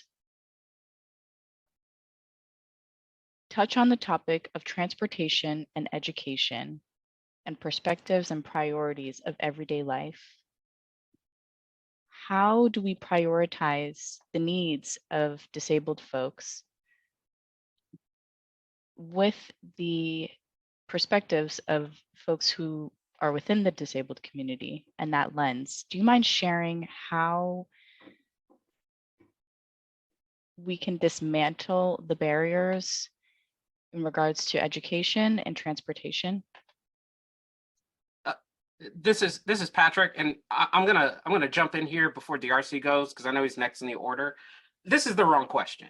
I mean, from my time in the policy space, when we ask ourselves how community leaders and policymakers, how can we give them the disability lens and change the vote, we are throwing the baby out with the bathwater. This isn't a misunderstanding that we're talking about. This isn't an issue where, oh, I never thought, I didn't know there were people with disabilities. We have got to toss that out. We've got to address the fact that there is a desire by a certain powerful few to exclude disability, the thought about disability, from any of these decisions that make sense in our specific communities. Because this isn't, well, what do we need to do? How can we help transportation? You've had advocates for years telling you exactly what changes need to be made. And so instead of saying, well, what words do we need to use? How do we hold our hands? What colors do we need to use on our output devices to say what needs to happen? We have to do things where we say things like, hey, Mr. Reese, I'm glad that you stuck around with us. Did Mayor Bauer consider the implications of AI for the disabled community when she made her recent decisions? Congressman Bowman, when you're thinking and working with Governor Hochul and thinking about immigration issues, did you use your disability brain trust to think about what was happening with the centers and the shelters, or did y'all just make decisions because, the mayor of New York is pressing on you? These are things that we have to run at. Ms. Zimmerman, thank you for talking about AI. Are you considering the way that we're thinking about disability beyond our lives of leisure, but through the implications of the way we live, work, and breathe every day? I'm not pressing this on y'all because y'all are doing it wrong. It's because you're here, and these are the questions that need to be answered. Disability is not a side project. Disability is your everyday because it affects all of us every day, and it will continue to do that. It is a normal and average and basic part of our life existence. And the only way policy is going to work around disability is if we approach it like that, not as a side project, not as a special group. And we keep saying this over and over, but here we are again. It's literally the same thing. Neil, DRC, I was going to say, I think you want to respond to that. What I was about to say is literally that. I had the opportunity, as a result of having to crawl off of an airplane in 2015. I ended up on international news with Rachel Maddow and MSNBC and CNN, which got me to the table of the CEO of Uber. And we were having a conversation where he literally was like, I don't understand why disabled people keep suing us. And I laughed in his face. And I said, is that a serious question? Are you seriously going to sit there and act like you don't know what the problem is? And I told him, I was like, let me explain something to you very quickly. Because I was born with cerebral palsy and grew up in North Carolina where there is no public transit, I could not dress myself. I could not go shopping. I could not shop food for myself. I couldn't date or meet people or have sleepovers. It fundamentally changed who I was as a person. And then that fundamentally changed who I became as an adult, because I also couldn't date, which meant I was woefully unprepared when I came to DC as a young adult and knew nothing. And I said, and that is a direct responsibility of you, your exclusion. You've created an entire company that goes out of its way to exclude people on a daily basis. Well, we're watching people call cars as we get splashed by the bus, getting rained on because we can't call a car, and you act like, oh, I'm sorry, it's too expensive for us. You're a multi-billion-dollar company, literally do the work. And so, Patrick, you are 100% correct. The bottom line is the Montgomery bus boycott only worked because the collective of Black people literally said, we're going to walk for the next year. We're going to take all of our money and take it off this bus, and we will make you crumble until you understand the way that this operates. And unfortunately, as Patrick says, this is seen as a side project because people just want to feel good. I call it Samaritanism. It's this idea that they want to get karma points or raise their stock options, or in Muriel Bauer's case, gain more votes because you want to go back to the office, when the reality is, if you're lucky in 30 years, you too might need the very services that you keep denying people on a daily basis. So approaching it from a humanity project instead of a special interest is definitely the goal, because literally every person in the city can use it. But most people obviously don't think about it in that way. And so I think that's really our next goal. It's our project. That's the project, to reframe the discussion out of a special needs interest and into a humanitarian issue. I'd like to interject because I actually testified against Uber in a lawsuit. A law firm reached out to me based on my Twitter complaints about Uber Wave, Uber's wheelchair service, and I submitted an affidavit about my terrible experiences. And it's not just Uber. I've gotten in arguments with Uber drivers on Twitter about how Uber doesn't owe me anything. And I'm just like, you don't get it. And this is a Black Uber driver. I'm like, you don't get it. Not picking me up and leaving me stranded outside of a concert hall at 1 a.m. And the other option is paratransit Metro Access, and they're so restrictive. I've missed out on speaking opportunities on the Hill where I would be speaking after a Pelosi or a Chuck Schumer because I couldn't get a wheelchair accessible van because they make you plan the day before. Whose life works like that when you're on the Hill? You have to be somewhere, when you're working on the Hill, you have to be somewhere within 5 minutes. Your schedule changes at a minute's notice. And so the paratransit service here in DC is notoriously, it's not safe for women. As a disabled woman, I'm more vulnerable statistically to rape, domestic violence, and sexual assault.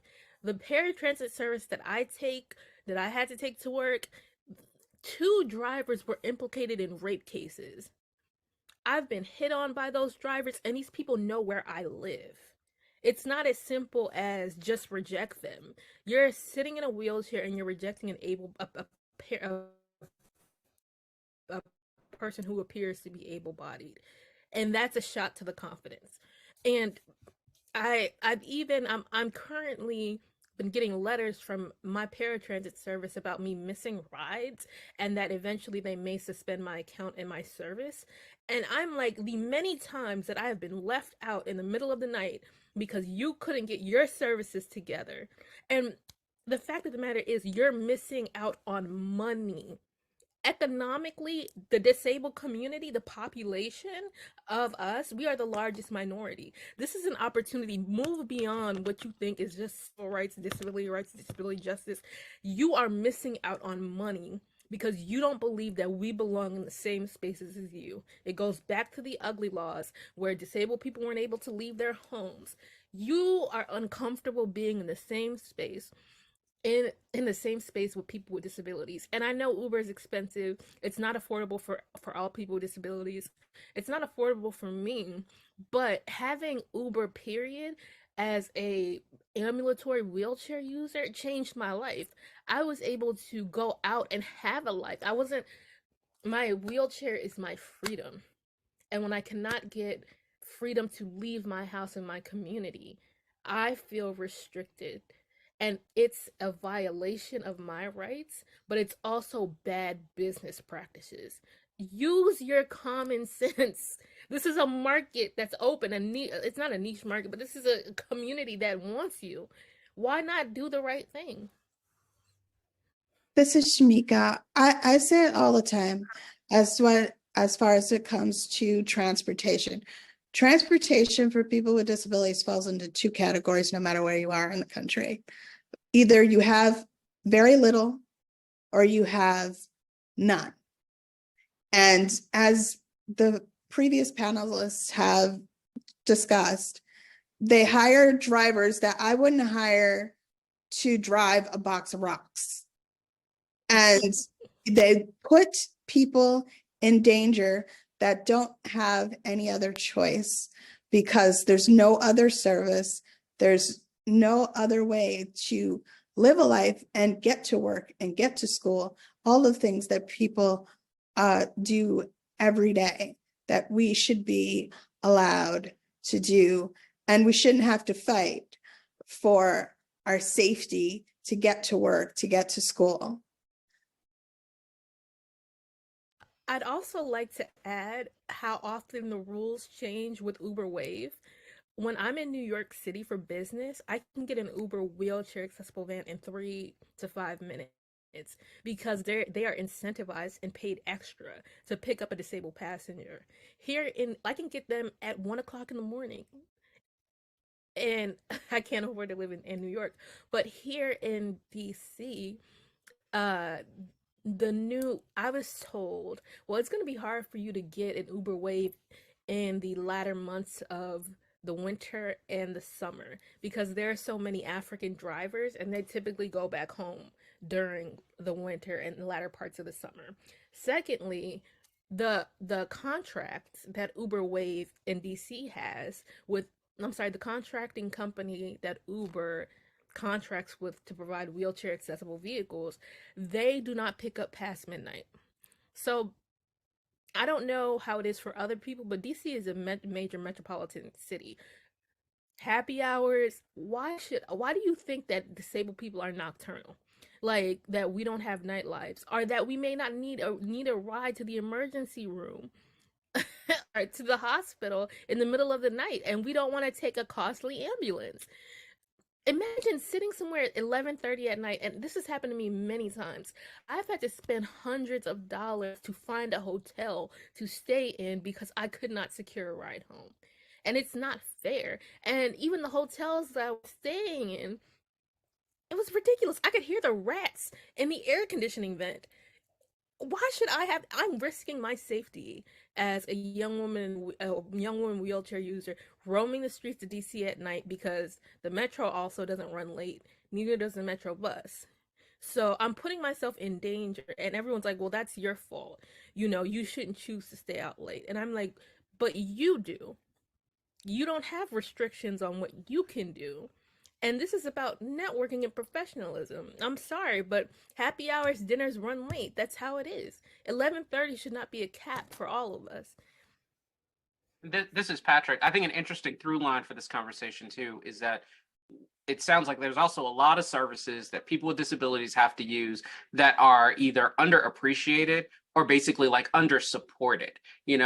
For me, Uber was also a huge freedom thing, but why is it that people with disabilities largely have to find our freedom through a service where their drivers are unregulated? And for our support services that are regulated, why are they paid so badly? Why are the certifications like either hard to get or made so broad so that there's no ability really put upon them? These are hard systemic questions that need to be asked because these are valuable parts of our existence. Yes, I would like to add, here in the Detroit area, this it's a really big fight with transportation as well. And it got so bad last year, we had to advocate for the Justice Department to come in. The city of Detroit were, leaving disabled residents stranded, similar to, your own stories. And the mayor tried to put pressure on the city council. We didn't want one of the paratransits who had such a bad record to continue on with the contract. And the mayor of Detroit was trying to force the city council to, continue to vote on it, to pass it so the bad service can continue. And so, it got so bad, but people, we came together and forced city council to kind of, to change and to vote against it. And luckily that happened at the last minute. The city council member changed her vote, and so, we kept on. And then the mayor tried to made the advocates, us, look bad for, forcing them to make the change. And it got really bad. And we, protested in front of the city of Detroit, the building, where the mayor was at and everything. And these, kind of smoothed out, and the people didn't renew their contract and such. But it's so ridiculous that how we have to, fight to be safe, and to travel around. And it's, what I think was successful with us is that we all came together as different people, with disabilities, and some of the other non-disabled advocates too came out to support us in things. So coalition building, is really important as well as we do the fight. Hey, this is Thomas. I feel like an experience that I had several years ago, and now, I think Ola, you mentioned that your transit cuts off at like 11:30. Well, I'm in a small town in the Poconos, and I think it's like 5 o'clock. So like 11:30 sounds fantastic, but I know it's not. But I remember an experience where they were late like 2 hours to pick me up. Unfortunately, I had other options, but the what I was told was literally, this is paratransit. What do you expect? And I think that sums it up. Like, that's the attitude that folks have when it comes to paratransit situations. But there's also this feeling as though it seems as though the thought and the thinking behind this is as though the resources that would be dedicated to improving this would be taking away from someone else, from the larger community. When in fact, I don't see it that way, because, I think it's like the curb cut effect, where you improve something for one group and it's going to have an effect on everyone else, especially when it comes to access. So it's if there was a way to kind of get that out in there to them, well, so. Even the I just want to curb point out that cuts when I went to Scotland, I just want to, just very quickly, I went to Glasgow, Scotland, and every taxi in Glasgow, Scotland has a ramp built into the floor. The driver literally just pulled a ring out and it made a makeshift little mini ramp, and I rolled right into his back seat, which he flipped up. And I thought it was a specialty thing, and he said, all cars do this. And I lost my shit. I was like, what do you mean? It was a low cost thing that they install in all vehicles so that all cars can have a miniature ramp inside all vehicles. And it was like, he said it was $100. So he was like, why doesn't America, what do you mean America doesn't do this? America doesn't do it. And it was a literal thing that, to your point, Thomas, everyone can use any car at all time. And there is none of this barrier separation because they built it that way from the beginning. I actually went on MSNBC AM Joy Reid's old show to discuss Mayor Bloomberg and his bid for the presidency, and specifically based on his taxi issue.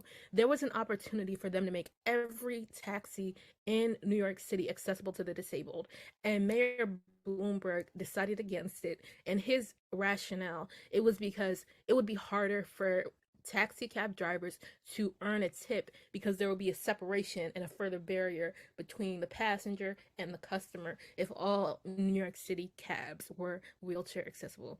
As the daughter of a former cab driver, I knew it was BS. And I was furious, and I was like, this man should not be president. He does not care about he does not care about New Yorkers with disabilities.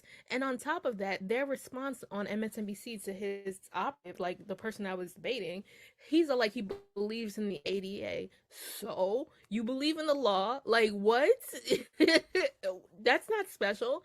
Like, what? That's not doing right by your disabled constituents. And he's an older man.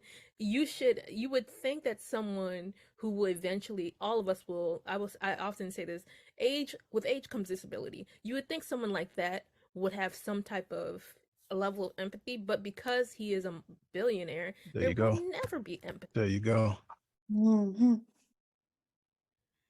He'll always be, if he becomes a wheelchair user, he will always be able to afford a ride, have a ramp for himself, but think nothing of the many disabled New Yorkers that don't have that option.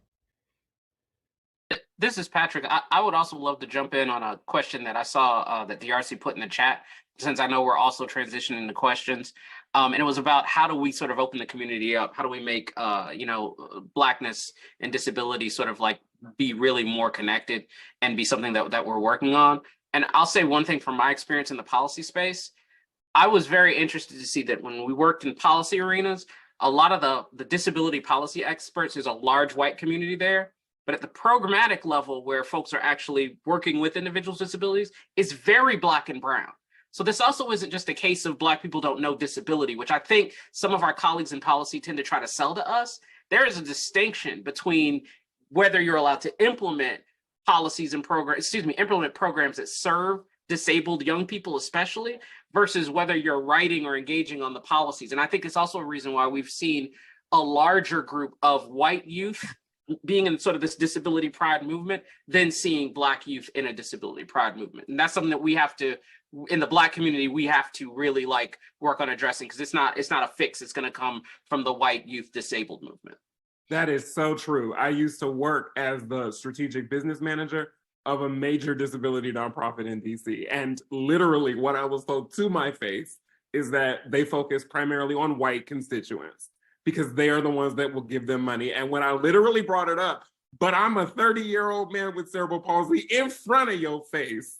So how can you stare me in my mouth and tell me that the programs and the things that you do not directly affect me and that apparently I'm not worth your time? I work here. I said, can we please make our programs reflect the people of color that are actually involved in the community in DC, by the way, which is Chocolate City, for those who don't know. And they literally were like, but they don't give money though. Whose fault is that? And I basically was like, well, then y'all need to do a better job at establishing coalitions and outreach, because I guarantee you it's not our fault. There are plenty of people who, as Patrick pointed out, are Black and brown who are willing to work with the mission, but half the time they don't get asked, they're not invited, and then the information, when it comes too late. I am a direct recipient of the fact that both my parents, who are Black, knew nothing about a disability organization, despite the fact that there was one 5 minutes from the house I grew up. That would have changed my entire life. But I had to do it as an adult in my 20s till I discovered there's an entire network dedicated to helping me. And my parents was like, who knew? And so I look at this like, we deserve better. TikTok and the digital information is there. The infrastructure is there. It requires people who willingly want to go and do the work. And Yeah, with that, absolutely. Absolutely. I think the other thing about that is all of these different, coalitions and things like that, they're waiting for people to come and ask the questions. And then they could say, well, nobody's asking questions. Nobody's coming to us. So nobody needs the service. So it's like, how am I supposed to ask questions? I don't know it exists. That doesn't make any sense.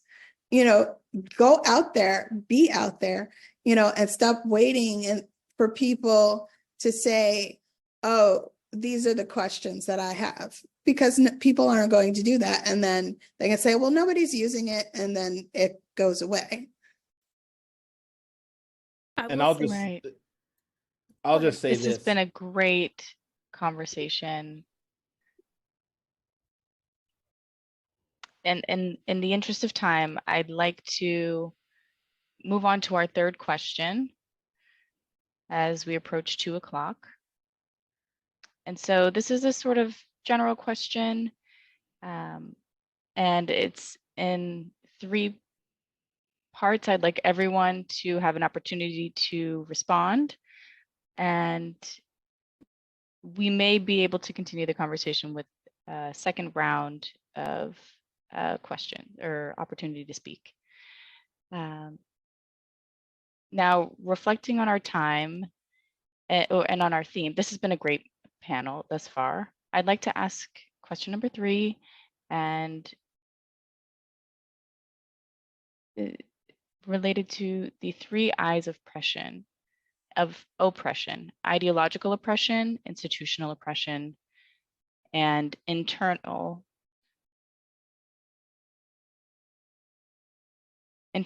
oppression.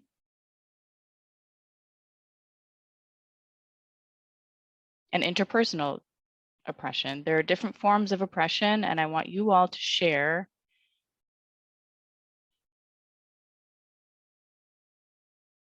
your own experience reflecting on our theme.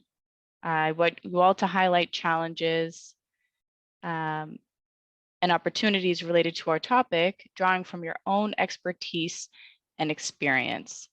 And if you could summarize and make a really impactful comment so that we can all leave here feeling like we're taking a lot away from each and every one of you. So whoever wants to start. I'll go ahead.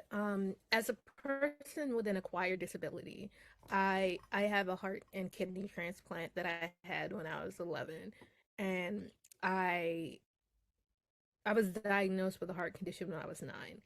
And so I know what life was like before being disabled. And I remember when my mom was handed a 504 pamphlet from my elementary school principal, And I said, disabled who? And so I had to overcome a lot of internalized ableism to be able to finally step out and do the advocacy that I wanted, because I was in denial. Even when I became a wheelchair user, I became a wheelchair user because I wanted to work on the Hill, and I was tired of, I only have a short walking radius. And I needed to be able to get around. And I was sitting in this wheelchair. I was in a disability internship program, living with two women wheelchair users, and still going, I'm not like them. I mean, I do the work that they do. You know, I'm always outspoken when it comes to trying to get my rights as a disabled student, but this isn't right. Why am I so self-centered? You know, why am I not identifying with the community around me? And I was being taught disability history in this program. And it was the first time I heard about disability pride. And instead of soaking that up, I was pushing it back. And I think getting over cultural ableism in the Black community, where it says you can be Black and proud, but embracing your disability is surrendering. You need to be praying that you become well and no longer need your chair. It's hard enough being Black, so why would you choose to identify as something else that can make you look inferior? And things changed when I started befriending older Black disabled women, and I got in contact with, I'm like, this is the first time I've met someone like me. I was in this island of my own disability, where I'd never gone to camp with I was never allowed to go to camp, like heart camp for kids with heart transplants. I was never allowed to do any of that stuff, kind of culturally, because why am I sending you to the woods with white people? And then on top of that, you have all these health issues. And so I'm sorry, my advocacy started, I had to start looking beyond me and looking at the community as a whole, and embracing disability pride influence the work that I did in policy and the work that I did on the Hill. And so I started a disability pride like apparel line, and some of my designs are just kooky. Like, I mean, we have shirts that say Black Disabled Lives Matter, and shirts that say Black Disabled Women Matter. You know, I am Black Disabled History, disabled, not disposable. Some of them are kooky, like Cutie on Crutches, or I'm as rare as affordable healthcare, because I have a couple rare diseases. But getting out of this closeted mindset that you need to be ashamed of who you are is what it's going to take for Black disabled people to progress, and for the Black community to challenge its own cultural ableism and stop bringing us in as a token. You know, we just have to have one disability program. And the disability program is typically talking about fat phobia, obesity in the Black community, obese is a slur, and high blood pressure, and you know, all these things, but never really talking about disability rights, disability justice. Like today I did a video on how 3 disabled Black men helped spark the Black Lives Matter movement. How many people know Ahmaud Arbery had schizoaffective disorder? How many people knew that Freddie Gray experienced lead poisoning, which led to him having a neurological disability? How many people know how serious asthma is, and how Eric Garner had it, and why why does the movement continue to erase, the Black Lives Matter movement erase the disability parts of their story, when the data shows that disabled people, particularly Black people, are being killed by the police at higher rates? So I think challenging cultural ableism and even dealing with your own internalized self-hate as a Black disabled person makes the difference.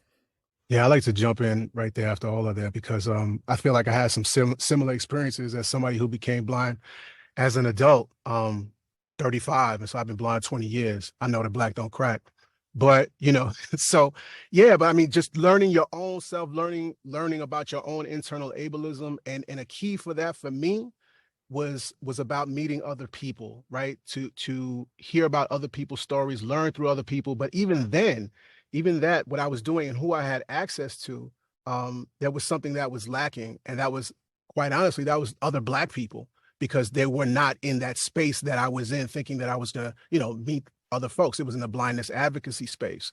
And so as a Black person and a blind person trying to find other people, it's kind of hard. It's kind of hard to find other Black folks, because you can't just assume somebody's Black by XYZ if it's virtual, But it really goes back to that, to the people and meeting other stories and being able to challenge, because that happens in storytelling. And so I think there's an opportunity today for folks, for us as Black disabled people, to really be out there telling our stories. The mediums are accessible for the most part, right? We have an accessible way of going out there.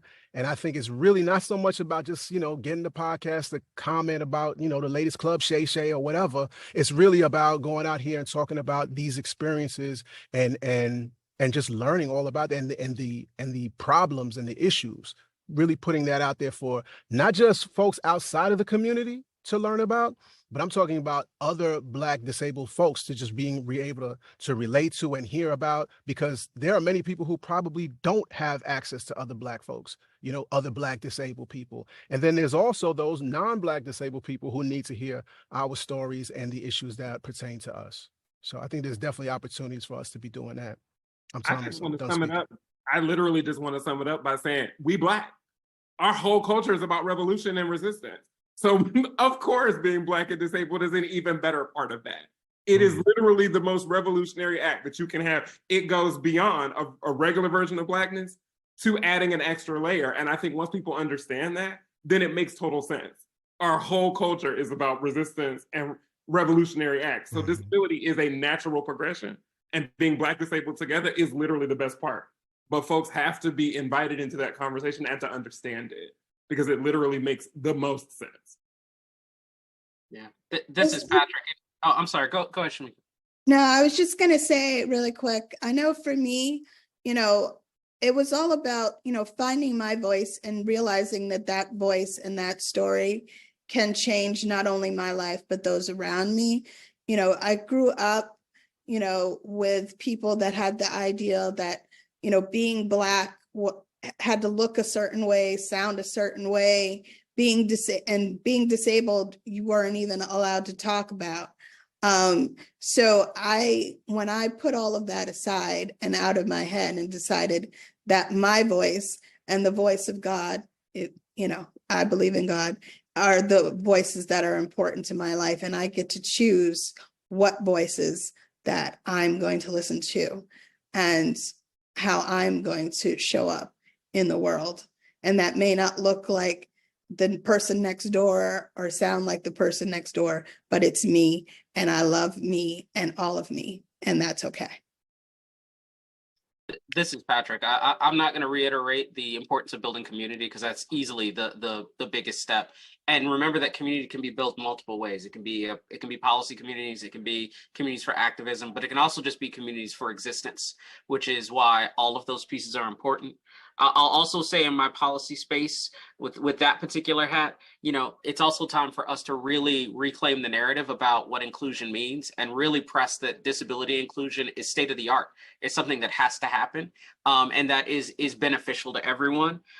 We need to also be willing to step out into some more spaces and continue to claim land for the inclusionary space. It's exciting for me to work in philanthropy now, because philanthropy has a terrible history of ableism and use of money and use of populations. And I get to sort of like really spin that on its head and say, what are we going to do with colonizer money today? And that's needed. We have to be in those spaces. And then lastly, we really need to address the fear of the browning and queering in the disability space, and really give them the tools necessary to attempt to move forward. Because the other thing is, they're not going to get free without us, and we're not going to get free unless we can change, some of their trash ass behavior. So it's like, this is all our responsibility we have to carry. It's a heavy burden, but if we carry it together, it won't be so bad.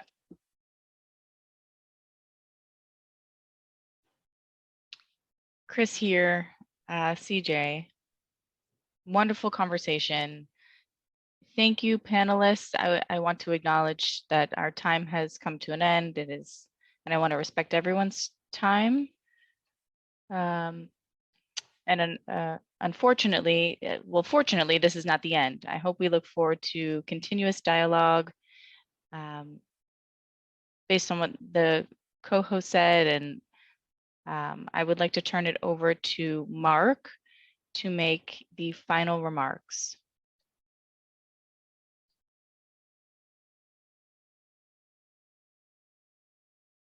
And Marc, you are on mute. Thank you, everyone. This is Marc Safman here. Shamika, Tamika, Thomas, Pat, Darcy, Neil, thank you very much. Jourdan, without you, this would not be possible.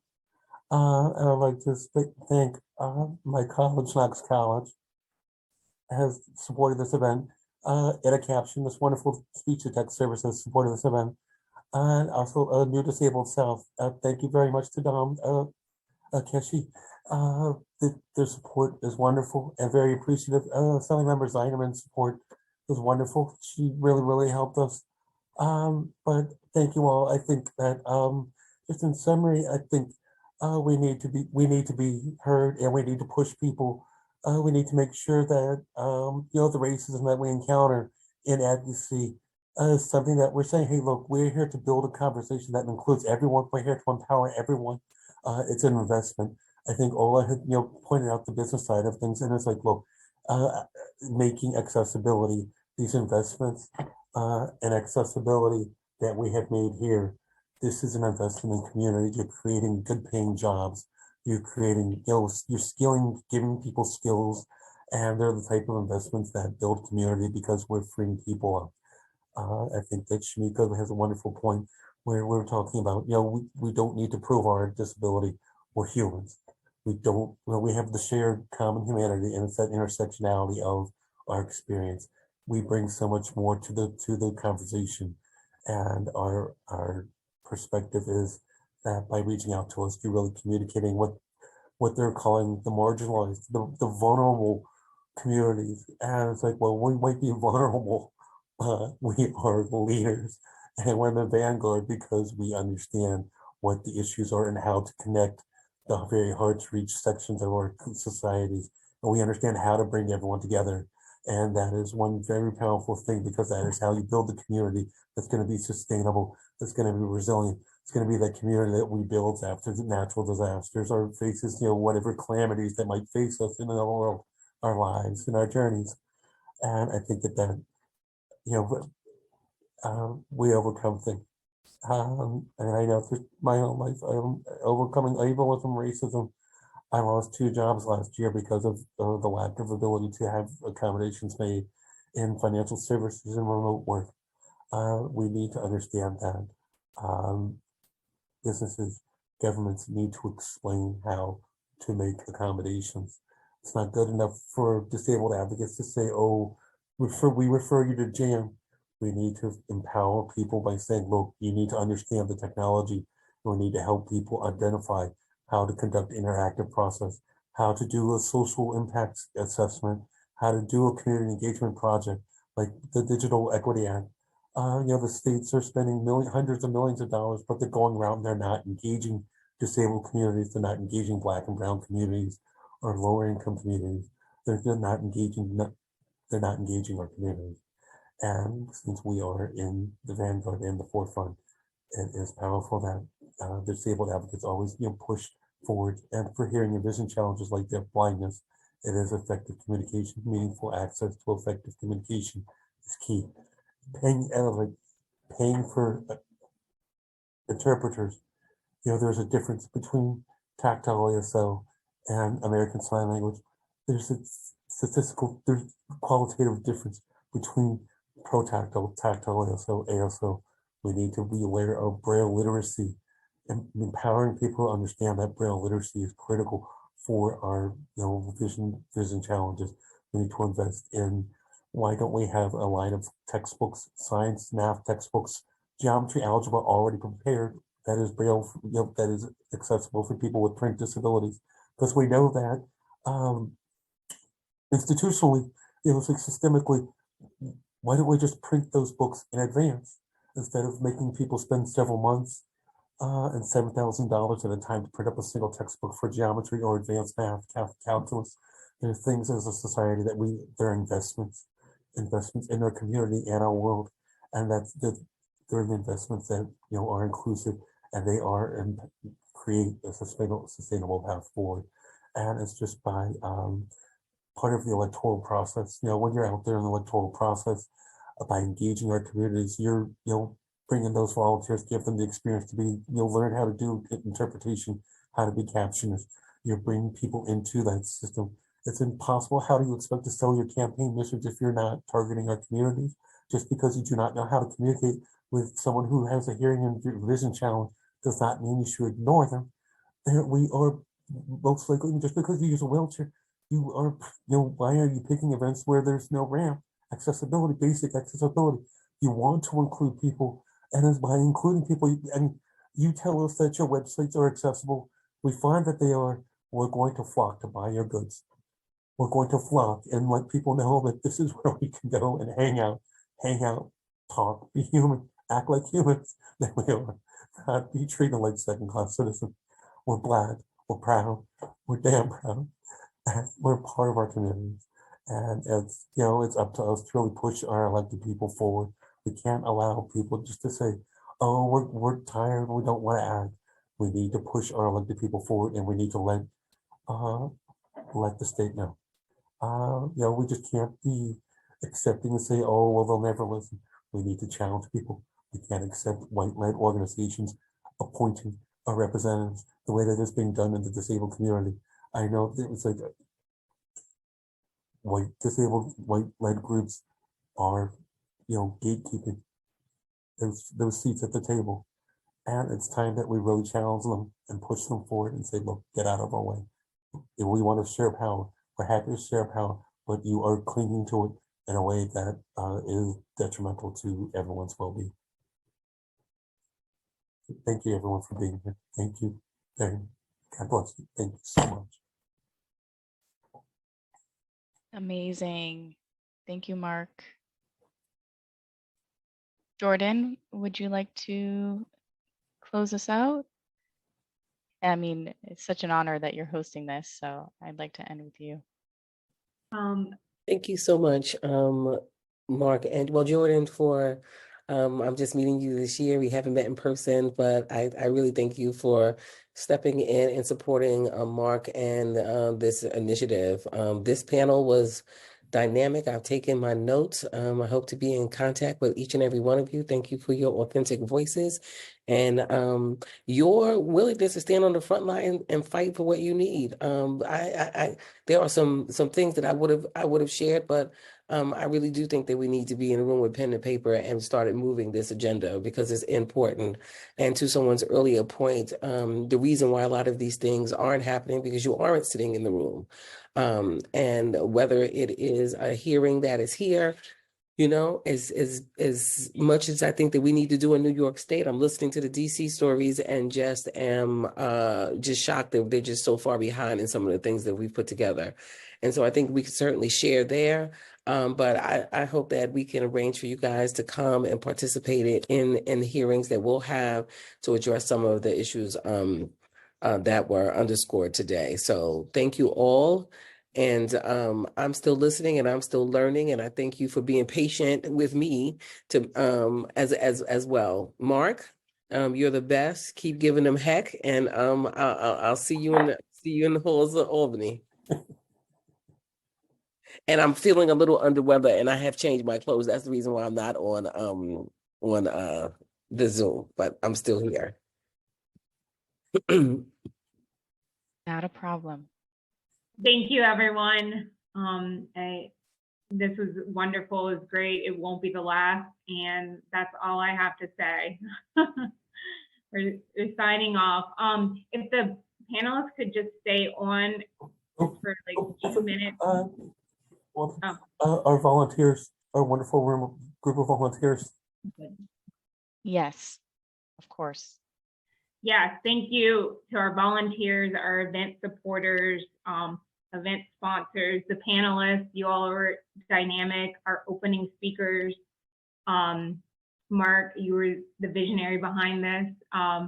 And yeah, I think that I hope I didn't miss anyone, but we had a lot of support behind the scenes as well from our volunteers. So we're really thankful for them as well. That's all I have. Thank you to the attendees for joining us. And please, if the panelists could just stay on for 2 minutes after, that would be great.